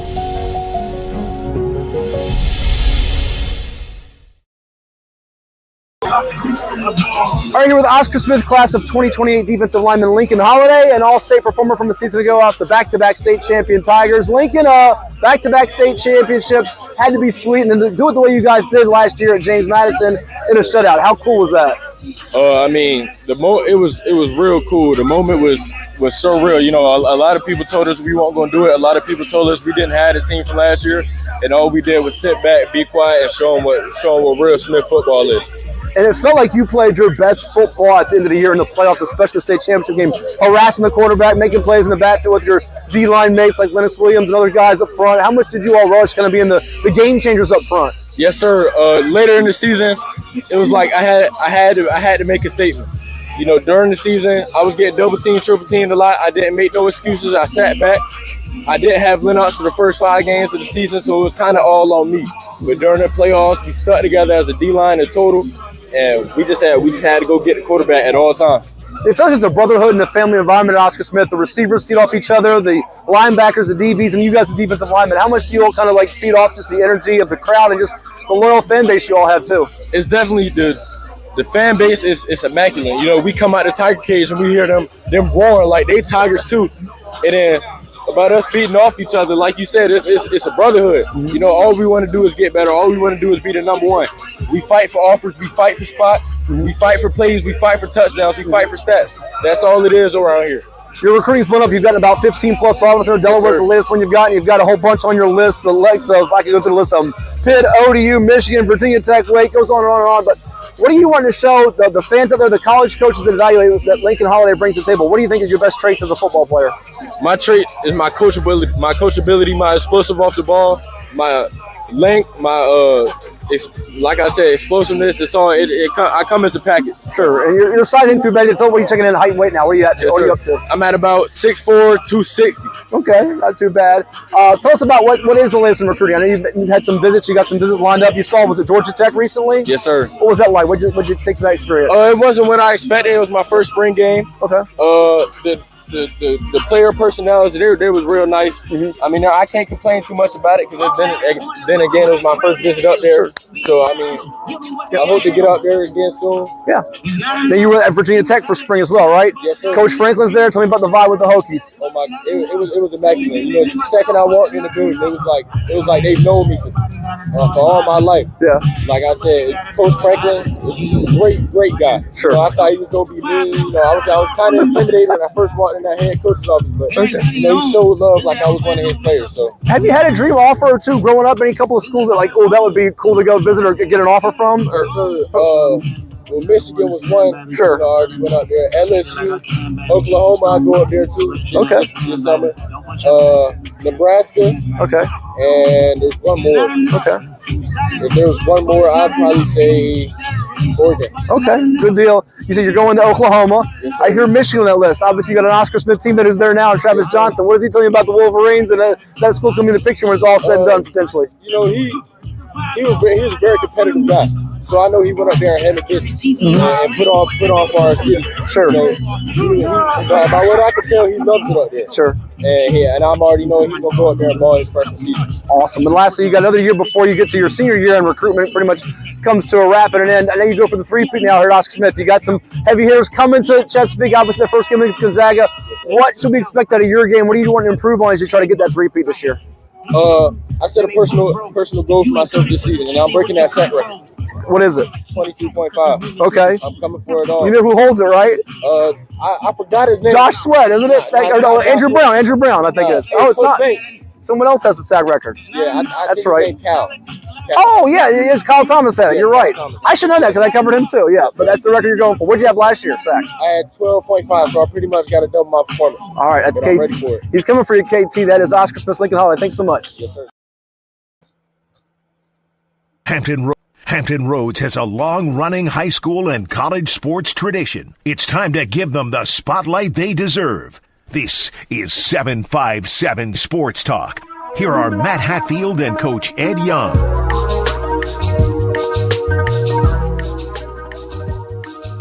So you heard from Lincoln Holiday.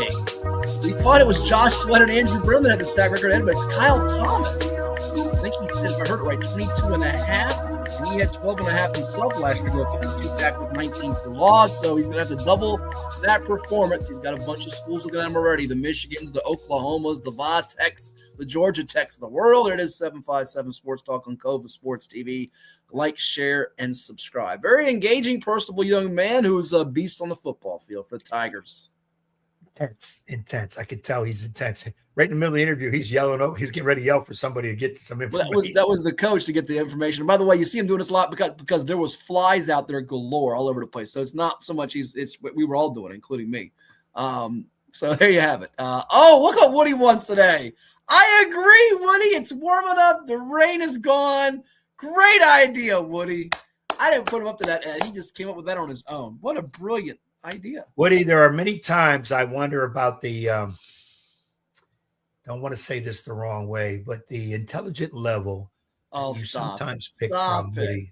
Don't be knocking our loyal viewers. There are so many that think more like Woody and me than like you. You just don't want to accept it or come to grips with it. There are many who try to be very respectful of you because they understand you're not operating with a full deck. You know, I've had two people this week, and they're not named Woody or Ed, that have asked me when is the pool episodes going to return. And I said, well, once we get my friends here to open up the pool, which I think is going to happen in the next, hopefully, several days. You know, it's getting warmer now. Got to make sure everything's good. The water's clean, good to go. And we'll do it. Don't shake your head. You know you've missed it. Listen. I actually had someone the other day say, one of my favorite things about your show was poolside adventures. I said, you know what? We can bring it back if you like. We can bring it back. Shake your head and squinch your face, your nose over there. You know, it's all right. I will be happy to see when you do it from the James River when it's flowing hard. Well, unfortunately, when it does return, if it does return, we hope more when than if. John Krikorian will no longer, the real Coach K, be coaching in the 757. It does appear, sources have said it's not been officially confirmed or officially announced, I don't believe, on CNU's end of things. And I know you put in texts and calls to Coach K out there, not Krzyzewski, but Krikorian, who led CNU to unprecedented heights, Ed, is leaving Christopher Newport as its basketball coach to be a Division I assistant at Elon. Elon of all places. Yeah, the Phoenix of Elon. So Coach K, who did a marvelous job at CNU, going to be headed to Elon. 12 NCAA tournaments in Division III, which is, as you well know, not easy. We're talking about a championship in 2023 and 362 victories. Those are the numbers for a guy who certainly carved out his mark following the late, great C.J. Woolham, who moved from coach to A.D. I think halls of fame in his future on the local front, perhaps statewide. And we're going to miss him, but he's not going away permanently because we'll probably see him recruit players from around VA at Elon. If this news is indeed true, and all indications from various sources are that it is true. Your thoughts? Have you put a contact into Coach K, who loves coming on the show, And I know he's not dodging us to come on the show to avoid talking about this, right? I have not, I'll be honest, I've not put it in because I'm still a little shocked. And we are definitely going to have, I don't want to speculate as to why. I have a small feeling, he may not say it, that he's going in as an assistant. And I got to think of who the Elon coach is. They're probably good friends. But John will not be an assistant very long. Oh, really? You say he's coming for the Elon guy's job or somebody else's job? No, I don't think he's trying to take the Elon guy's job. Unless maybe whoever the coach is, we got to look it up. And Elon it's Billy Taylor. You know Billy Taylor at all? I think he was a former player at Notre Dame. He's been in the game a bit. He was an assistant at Notre Dame, UNC Greensboro, Lehigh, Ball State head coach, Iowa operations director, Belmont Abbey head coach, Iowa assistant, and now the present coach at Elon, where it looks like he's won, his career 252 wins, and at Elon he's 38-59. But that's what I'm seeing. So yeah. Well, I'm looking this way: is that John not looking to take the Elon job, but to get an opportunity for a head job in the business, because as successful as he is at CNU, there is still this feeling among the big boys, Division I. You're Division III coach. You don't understand what we're going through, which I always thought was asinine as can be. A person like John Macedo over at Wesleyan, these guys can coach Division I head coach without any issue or problem. They coached at the hardest level to recruit and win consistently. They both won national titles. There's a lot of jokers who are head coaches at Division I schools who couldn't touch what they've done. So don't give me that mess about, well, they don't understand our level. That's stupid. But that's my speculation with John. I hate to see him go to fixture here in the area. I am, as we talk, I'm trying to text his number. Be careful. On us both at the PIT, like, he did. You forgot about me, huh? And I said, this guy over here. Don't blame me. Come on now. But we have to take a break. We were talking about John Krikorian. We have to take a break because coming up next, I saw him enter the studio to come on the show, and that is Chris Monter. Monter Draft News. You know him for many, many years. He came on with us on the radio side of things, and he's a fixture here coming on talking basketball, all things basketball with us in the 757. We'll chat about the NBA playoffs with Mr. Monter coming up and what life is like in Minnesota with the T-Wolves and the Wild, both trying to overcome deficits against the Avalanche in Minnesota Wild's case in hockey, and the San Antonio Spurs on the basketball side of things as they get ready for game number 4. It's on the way here on 757 Sports Talk after this quick break on Cova Sports TV. What makes a life a good one? Is it our adventures? Or the friends we find along the way? Is it the challenges we conquer together? Maybe it's the people's lives we touch every single day. So, what makes a life a good one? You'll have to figure that one out for yourself. What is more? Is it more reps? More strength, more stamina. We say it's all of that, but it's greater than just what's in the mirror. It's about improving your mental and physical health. More is a feeling of achievement, fulfillment, confidence. It's looking better, feeling better, being better, and it's our mission to get you there. Because here, you are more. One Life Fitness. Portco is your local nonprofit organization dedicated to economic empowerment through employment for people with disabilities. We focus on abilities, not limitations, providing on-the-job vocational support. Find your pathway to employment. Contact us or learn more at portco.org. Well, it's everybody's favorite time of year again. Time to prepare to make your annual donation to that infernal revenue service. And if you're like me, you need help. Help to keep that donation as small as possible. So get off your W-2 and call John Maynard at John's Tax Service. 455-6763. What is more? Is it more reps? More strength? More stamina? We say it's all of that, but it's greater than just what's in the mirror. It's about improving your mental and physical health. More is a feeling of achievement, fulfillment, confidence. It's looking better, feeling better, being better. And it's our mission to get you there. Because here, you are more. One Life Fitness. Chris, I'm not sure I've seen players hold a referee back from their head coach before. Pretty unprofessional, huh? Well, could just kind of take Yeah, us I through wanted what the happened. timeout. Yeah. And I had called it 3 seconds earlier, and I wanted the timeout, and I said I want my 3 seconds back. And so, and because he clearly heard me, he looked my way, ignored me, went on with the play, and then, gave me the almost cost us a turnover. And then, he lost it. Then I went to ask him where the ball was going to be taken in, and he was screamed at me for that. So completely unprofessional behavior by him. This is 757 Saturday Sports Talk. Here are Matt Hatfield and Coach Ed Young.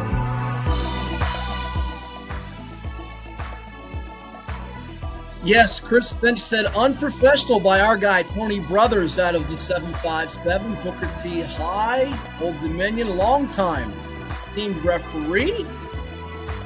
Never unprofessional is our next guest. You know him from the Minor Draft News and College Basketball News, and a guest of ours for many, many years. He is in Minnesota. Chris Mantra with us. Chris, good to have you back on the show. What did you make of last night? They were talking about it the day before, or I should say yesterday, with the Lakers and its whole issues with officiating and SGA and the Thunder. And now today we wake up and all the talk is about this beef between Tony Brothers and the Wolves coach Chris Finch during game number 3. Yeah, maybe I'm in the minority. I'm talking to a former coach, but I'm maybe in the very minority. I really don't even know most of the refs. The only refs usually I know are the ones you probably don't want to know about. The ones that call a lot of things. Like Scott Foster is very unpopular in Minnesota. I think Minnesota fans, and I try to be somewhat neutral. Feel that he's always out to get Minnesota. I'm sure there are other cities probably that say the same thing about Foster, but Tony Brothers is one of those other referees that I definitely know the name. Like I said, I probably should know more of them because I go to every Wolves game, but unless they're egregious, I really don't care who they are. I just want you to do your job. And, sometimes I feel like letting players get away with everything sometimes is okay if you're not going to blow the whistle, but I feel like I kind of look at it the other way. I feel like if you call whistles right away, then players are smart enough to realize, hey, I don't want to foul out. I don't want to be on the bench in the first quarter with 2 or 3 fouls. So I sometimes feel like if you call things early, you kind of clean up the game. But yeah, definitely that was a very strange situation. I was at the game last night. And again, that it's becoming very prevalent. You look at teams like Oklahoma City, everybody thinks that they get every call. Having seen them a lot during the regular season, of course, last year in the playoffs in the Western Conference Finals. I love Shea, but he does get seemingly every call. Jokic, he was just here against Minnesota in the first round with Denver, and they seemingly get every call. And you're right. I think that's something that the NBA is going to have to try and clean up the refereeing as much as possible. But it was an exciting game. If you watched, the game was kind of ugly. Minnesota scored 1 point for seemingly forever, but was able to rally kind of to 1 at the end of the first quarter. And then at halftime, they were actually tied, but they got out to another flat third quarter and just weren't able to rally. Now they're down 2-1 and play on Sunday. To be honest, kind of a must win for Minnesota if they want to get back in this series. Yeah, great assessment there, Chris, because the Wolves knock out Denver for the second time in 3 years, and Edwards gives them 32, 14, and 6 points, boards, and assists. But the alien that is Victor Wembanyama just too much at 39 points, 15 rebounds, 5 blocks. Bad calls or no bad calls, that guy's a difference maker for the Spurs in the paint. That's for sure, Coach. First of all, Chris, it is great to see you. We haven't seen you in a couple years. And remember now, we're your biggest Loyals fan here. I appreciate that, definitely. On the whole East Coast, and you kind of forsaken us. So, now, what has been going on with you? Your health is good. Everything's okay. Until let me know that first, and I'm going to get back into this. Yeah, definitely the health good. Actually, a little bit of a career change for me. As you probably know, the industry of sports and sports reporting and what you guys are doing has totally changed. If I had told you guys would be, doing a kind of a podcast and things like that, 10, 15 years ago, you would have looked at me like you're crazy. And I look at a lot of things I see online. So many are AI written, and to be honest, I always feel like they're terrible. I like to think I put a lot of pride and a lot of work, and sometimes now looking back in my life, it's like, if I look at how much time I used to do a newsletter that you guys got, I probably mailed 1,000 of them. I print them, collate them, put staples in them, put a stamp on it, a label. Sometimes when you look back, it's like, geez, I probably made like $1 an hour after you consider all the time I put into it. So I still enjoy the sports, go to every Timberwolves game, go to every Twins game, go to a few Wild game. I'm actually going to the playoff game tonight. But I've always been super good at math. I like to think nobody is faster at math than me. So I actually was getting a new iPhone last year, and there was a mathnasium. It's like a math tutoring place. And I thought I should stop in there. My girlfriend always says, and my girlfriend's a teacher, and she goes, you should teach math, how fast you are at doing math. Because what I do with my kids that I tutor is I have them take a 2-digit number times a 2-digit number or any number and multiply it. Before they hit equal, I always try to shout out the answer, and usually I can always beat them. So they always want to know how to do it. So I've been doing that for like a year, and a lot of the kids actually said, oh, I wish you were our regular teacher. So to be honest, in December, I actually got fingerprinted, got certified, and I've been substituting as a teacher for the last 5 months. So I've really enjoyed it. I like working with the little kids. I don't know if I have enough endurance for the hormones. I taught in the middle school yesterday, and they have a lot of hormones. So I don't know. I feel like the elementary kids like to listen a little bit better, but still doing a lot of sports. Would love to do more, but it's kind of a little bit of a second career late in life, but I've really enjoyed it so far. Ed, you cannot make this up. Chris and I have been texting for a week. He has no idea this is true. You and me both have started doing this because, as you mentioned, my parent company that I write for and then the publisher for, we went through a merger with another company. As you touched on, Ed was actually against this whole podcast idea when we started a couple of years ago. Now he loves it, which we're televised in addition to being on podcasts. But you and me both, I'm actually a substitute teacher 2 or 3 days a week myself. Oh, funny. In Virginia Beach, doing this just as an extra supplement, and I enjoy it, being around the kids. I was in the office yesterday at a high school in Virginia Beach, but he can't believe this. He's dealing with 2 other teachers while Ed, by the way, not back in coaching. Ed took his hiatus for a year from Nance, whatever, after 20-plus years, and is now going into his second year as the coach at Smithfield, and he does some substitute teaching as well. So we got 3 substitute teachers. There we go. And Ed was in timeout more times than not as he shakes his head over here. Go ahead. I'm laughing. I laugh because when this knucklehead told me he was going into substitute teaching, I said, I wish I was the fly on the wall because drive him nuts, and that he's never going to drive them nuts. And he's had some stories of some accidents, kids. And now Chris Monter in the classroom, those kids have to have smoke coming out of their ears. Because most of the kids, the boys especially, like me because I can talk sports with them. And like I said, I always like to show off my math skills. I always hand the kids my calculator and see if they can beat me, and they never can. So that's the one thing I like. Even when I watch basketball, I always think, God, I wish I were an announcer sometimes. Because like the other day, Minnesota's playing 103-98 in the playoff game against San Antonio, game 1. And there's like a little less than 2 minutes to go. And maybe because I'm a numbers person and math person, I'm thinking, and I never hear announcer announce this, and I always think I would do this if I were an announcer, is I look at it as Minnesota, if you can score 5 points in 1 minute and 40 seconds, you're going to win the game. Because there's no way the other team likely is going to score 10 points unless something crazy happens, So I always kind of look at it that way. I know they have that Elam ending that they sometimes have, like with the All-Star game for a while, but I always kind of look at it that way. And I'm always surprised, and if a guy shoots 71% from the free throw line, I know the odds of him making both free throws, 50.41%, because 71 times 71 is 50.41. So I would look at it differently than maybe other people, So if you're going to hack somebody, and you want to hack somebody, obviously, a Shaq or a Rudy Gobert or somebody like that. But I always wish that they would incorporate a little more math into the broadcast. But that's one thing even football, I always look at it. If you're up by 3 touchdowns, that means the other team has to score, stop you, and score. So if there's 10 minutes, that means you got to score in 2 minutes, stop them in 2 minutes, etc.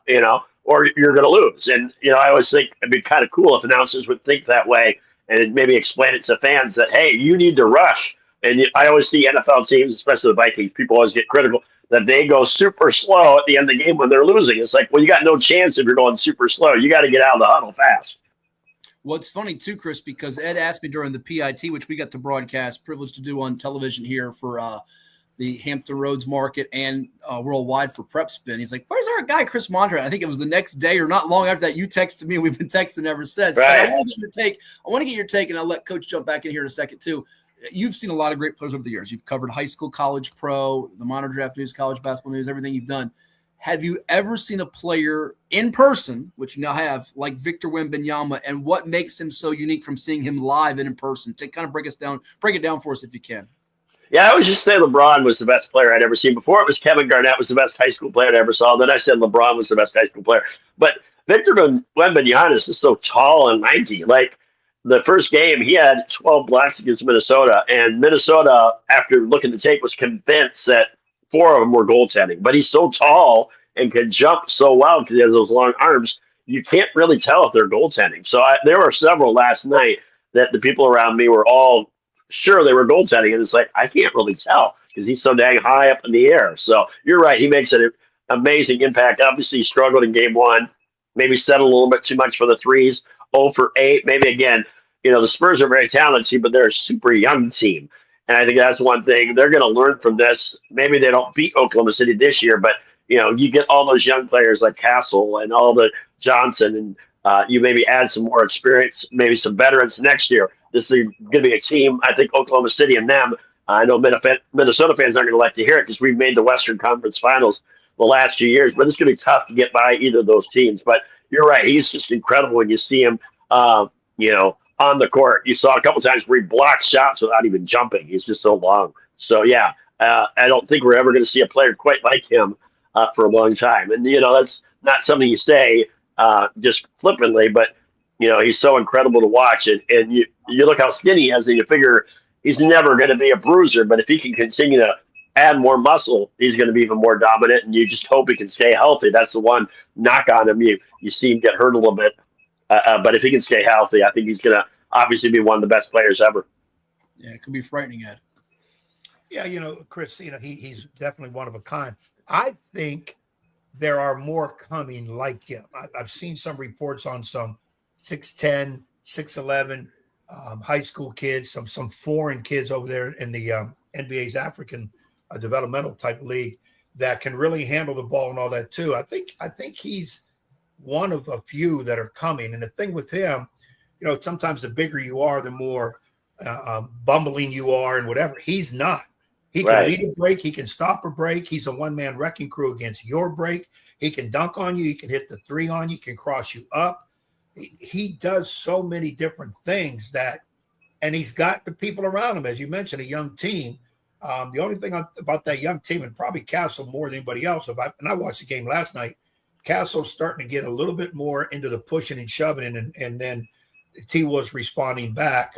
McDaniel, obviously, one of them, I forget the other guy's name, that they have to be careful. Sometimes you get that with a young team. Hey, we're not going to be punked around. Okay, you're right, but let's play the game first. And looking at this, I picked San Antonio in 7. I went all the way with 7 because of Minnesota's experience, San Antonio's lack of experience, and I do think it's going to go. But I'm like you. If Minnesota doesn't win that next game, it could be done quicker. Yeah, definitely. I mean, they have to win that because you don't want to be down 3-1, then all of a sudden you got to win 3 straight, especially 2 in San Antonio.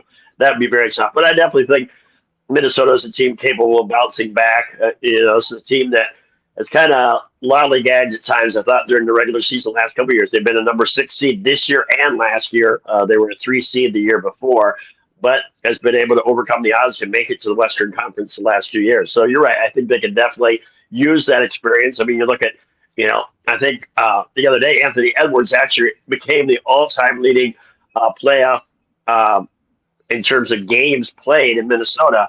He became the all-time leader. So that shows you that, to be honest, we haven't had a ton of success. It was Kevin Garnett. And I looked the other day, his Facebook, I was going to kick out of. Somebody was saying, is this one of the greatest Minnesota Timberwolves teams in history? It's like, okay, they're not even one of the best in their history. And I looked it up. Of the 30 teams, where do you think Minnesota ranks win and loss record of all time of the current 30, despite having 3 great years in a row? Probably like 26th. 29th. They finally passed Charlotte. So that just shows you how little success. I mean, I've been to a lot of years where they won 13, 14, 17, 19 games, when you had tickets and you could not even, it's like, if you won the giveaway tickets, you would say, here's $40 and 4 tickets. Take them both, So, yeah, So it's obviously become a lot more fun, and obviously it's a fun time. You mentioned a little bit about the hockey. I'm not like a huge hockey fan, but I have tickets for tonight's game. But there's only 13 NHL, NBA teams in the same city, and there's only 2 right now that are both in the playoffs, and that's Minnesota and Philadelphia. And unfortunately, Philadelphia is 3-0 in both basketball and hockey, so they're probably going to get eliminated fairly soon. So it is kind of cool that Minnesota's the only one of those teams, and of those 13 teams, we're the only one besides, I think, Florida that doesn't share an arena. Madison Square Garden, TD Garden for Boston, Philadelphia, Detroit, all those cities share an arena. Here we have Minnesota, which plays at the Target Center downtown, which hopefully we'll get a new building because that one's kind of antiquated. It's over 36 years old. And then they have the Wild play in St. Paul. So a lot of excitement about the playoffs.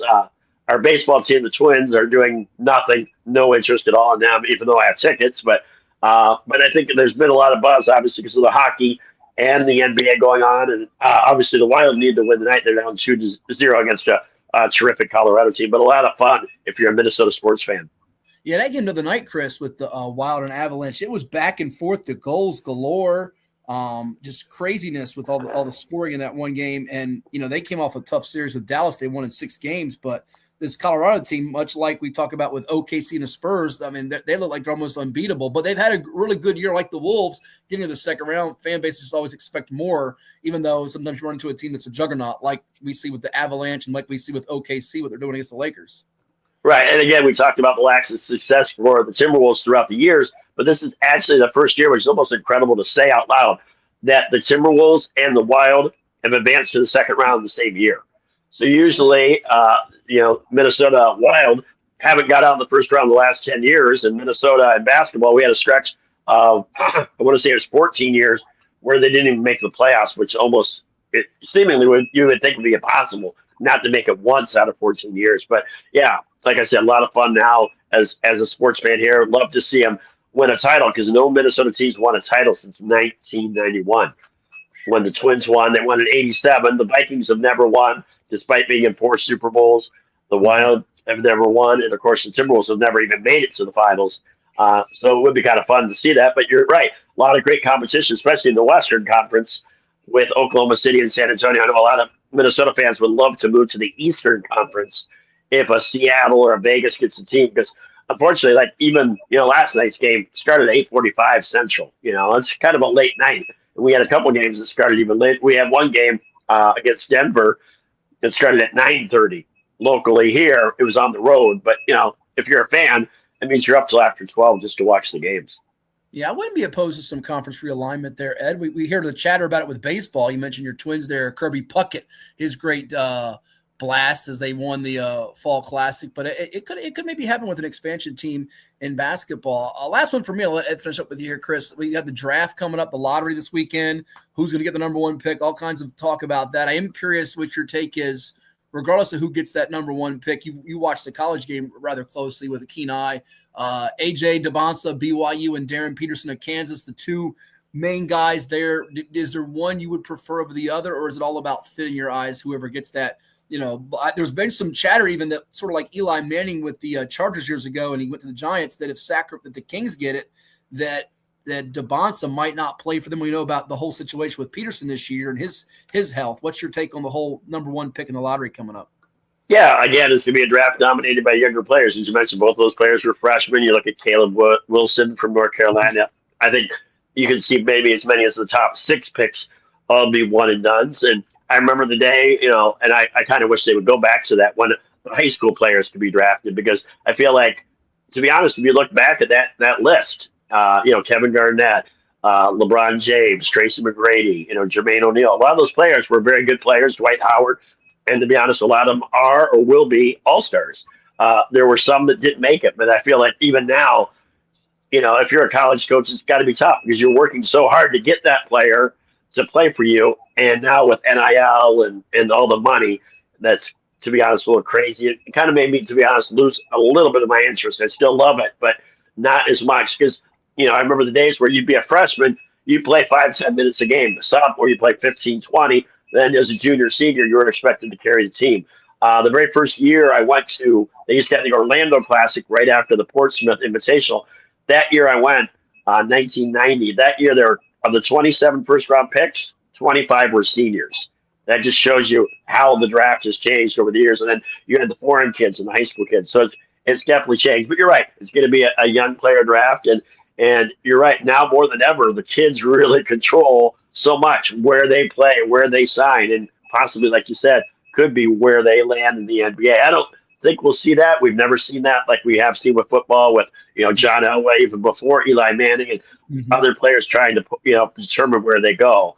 But I think you're right. I think the BYU kid will go number one. Peterson trying to clean up his image a little bit because a lot of people were critical of, how many games he missed. But it turns out maybe it was a creatine issue where it took something that maybe didn't work the right way with his body. But you're right. It's going to be a draft dominated by a young player. This week is the Chicago Combine, and we'll learn, like you said, the draft order because of the lottery coming up this week.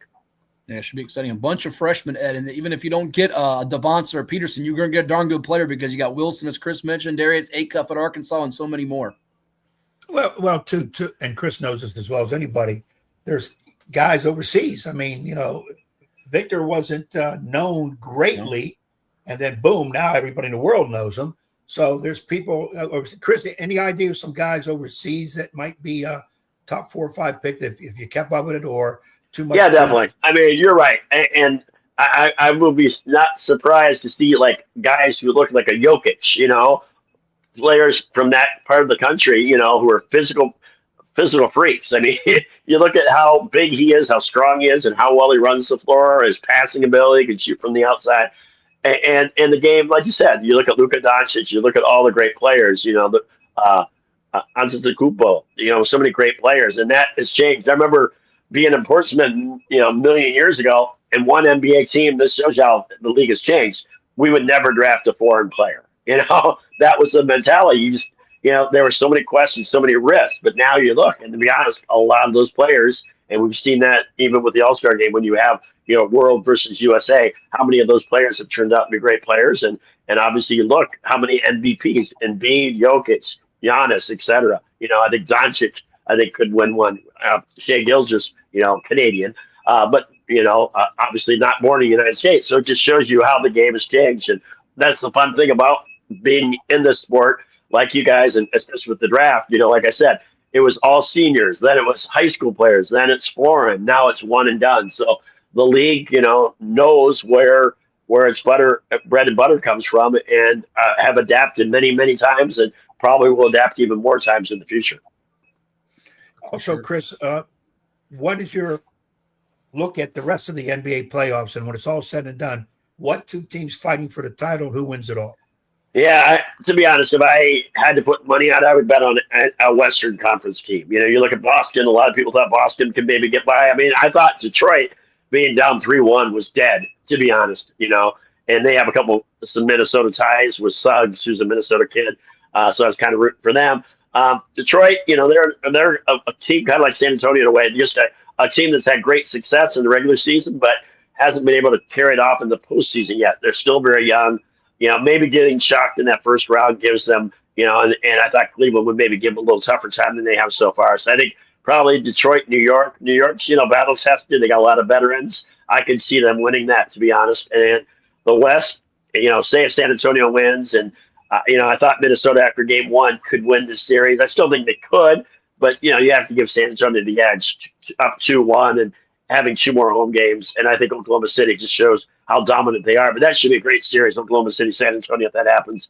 That could be a 7-game series. I still would take Oklahoma City. I think having that experience, makes a big difference. And again, I think whoever comes out of the West, I would take over who comes out of the East. Yeah, but I think we're all looking forward to a possibility. I know Minnesota, they're not. If we get an OKC Thunder because of what happened, OKC Thunder and the San Antonio Spurs, regular season, the Spurs beating them and Wemby being so young. But in the East, it feels like the Knicks now are head and shoulders, although the Pistons played them tough, as you well know, last year, and they're up 2 games to love on James Harden, Donovan Mitchell, and the Cavaliers. Well, always. And Oklahoma City, I think Oklahoma City Spurs could be fun because you have Chet Holmgren, another Minnesota kid, and he played against Victor Wembanyama quite a bit in international competition. So those two have kind of a little friendly rivalry. So that could be a fun series because they're both, 7-footers. You can play outside, 7-footers plus. They can play outside, can hit threes, can block shots. So that'd be kind of a fun series, like you said. Absolutely. Well, it's always a pleasure catching up with you, my friend. We look forward to talking again here soon. Perhaps get you on during the finals, and enjoy the game tonight, the hockey, and then the basketball. I got a full weekend of Minnesota sports with the Wild and the T-Wolves. Yeah, it should be fun. Yeah, like I said, Wolves last night, Wild tonight, Wolves tomorrow. So it should be fun, and good luck with those kids. Keep them in control, okay? I will try as long as I don't let Ed discourage me. I'm gonna stay after you too. Enjoy with the math and numbers. And we'll talk again soon. Look forward to it. Thanks again, guys. Get the tickets for the Twins versus Yankees. Sit out in left field and catch me an Aaron Judge home run ball. I will try that. Yeah. Nice thing about the Twins game, you pretty much can name your own section. If you've seen any of the pictures of the games, and it's stupid because they had 17 home games in April, where I feel like we should have like 12. But we had like a stretch where the weather was brutal and not fun for almost 3 or 4 straight weeks. So yes, the Yankees are one of the few series I'm definitely really looking forward to later this year. So I will try to do my best. Good deal. Great catching up with you, and we'll talk again soon. Look forward to it. Thanks to you guys. Have a great day. You got Chris Monson with us here, longtime college basketball, NBA basketball, just a hoops junkie and an expert with us. Good having him on the program. We got one more segment to close out this episode of 757 Sports Talk on Cova Sports TV. Again, like, share, and subscribe on the YouTube. And we'll be back to put the finishing touches on this episode right here after this quick word from those that help make it possible. Stay tuned. For any athlete, making it to the top sometimes comes with a few steps back. That's why parents count on CHKD Sports Medicine, advanced diagnostics, treatment, and rehabilitation for sports injuries, just for young athletes like yours. With convenient locations across Hampton Roads and a whole team of experts here to keep your favorite player at the top of their game. CHKD Sports Medicine. Learn more at chkd.org or call the CHKD Sports Injury Hotline. Cova Painting. We don't just paint, we transform spaces. Visit covapainting.com or call 757-550-7357 and mention the Sportsplex for 10% off of projects over $1,000. What's up at DQ? Oh, just the best deal ever! The $7 Bacon Cheeseburger Meal Deal. Bacon cheeseburger for a limited time, plus fries, drink, and a sundae. Yeah, this is not the time to be modest. It's all full size for just $7. And there's bacon on that burger. The $7 Bacon Cheeseburger Meal Deal. Now, for a limited time on the $7 Meal Deal lineup. Only at DQ. Happy tastes good. What does happiness mean to you? Being in the ocean with you, watching you catch super fun waves. In Virginia Beach, happiness is breaking barriers and savoring the sunshine. I couldn't pick a better place or a better person to be with. This is what makes me happy. Happiness is going all out. And taking it all in. Here, happiness is whatever you make it. Find yours in Virginia Beach.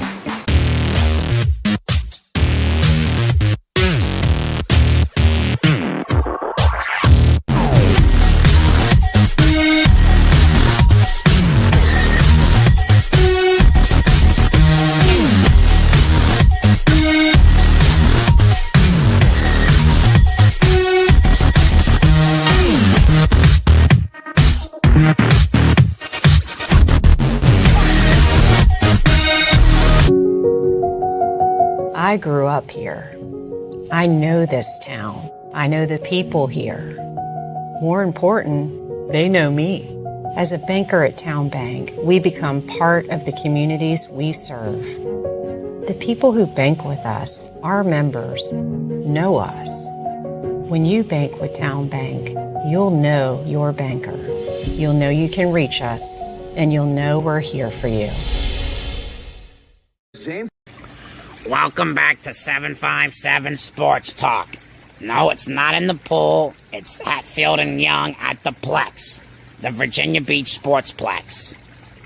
Here are two guys that, even though they never shut up, they're always dropping pearls of wisdom. Matt Hatfield and Coach Ed Young. And we welcome you back to 757 Sports Talk on Cova Sports TV. With Coach Ed Young, I am Matthew Hatfield. What do you ask for the pool man? You got the pool. See a little pool. Why are you shaking your head? It's been a pretty full show. We thank Chris Monter for coming on. Also, interview guests like Matt Williams of Maury, the Vanderbilt commit, Lincoln Holiday of Oscar Smith. We talked a lot about retirement. Ed's not doing that. He's sticking around. And we covered all our bases, I think. Did we leave anything out on this particular episode that we were supposed to address? I think we hit on everything we were supposed to, right? I don't think here.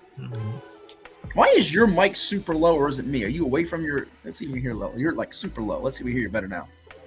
Try it. All right. Yes. Much better. Yeah, much louder. You sounded like I could barely whisper level. Somebody had turned it down on the low. I just noticed it. You better tell your dog to stop messing with the keyboard keys.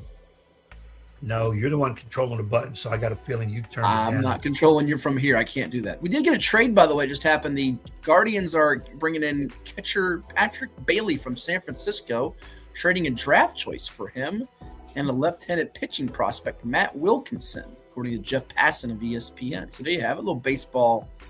There you go. Pearls of wisdom. Yeah, we love it, Woody. Pearls of wisdom. As Steve Keller once told us, pearls of wisdom coming out of those ruby lips. We got that somewhere, don't we? We have it, right? Pearls of wisdom. Here we go.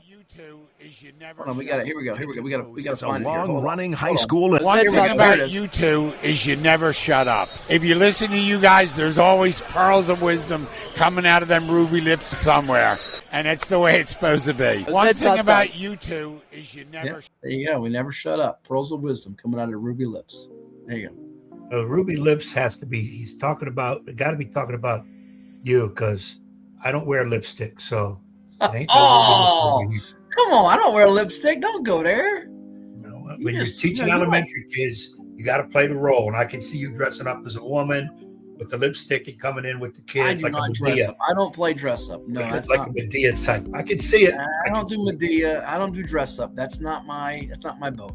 But it's 12 Eastern now, and that means we're going to bid adieu. We thank all of you for tuning in. Any final parting shots or words there, Edward? Will we have any retirements this week? We might. You never know. You might.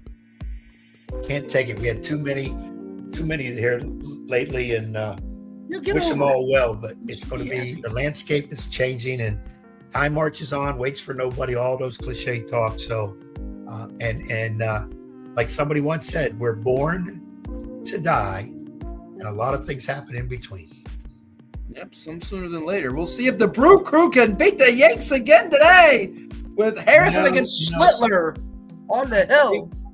I think the Yankees can get today, but in the back of my mind, after watching that game last night, I said, could they be swept in Milwaukee? Oh, it'd be great. You know? Find out.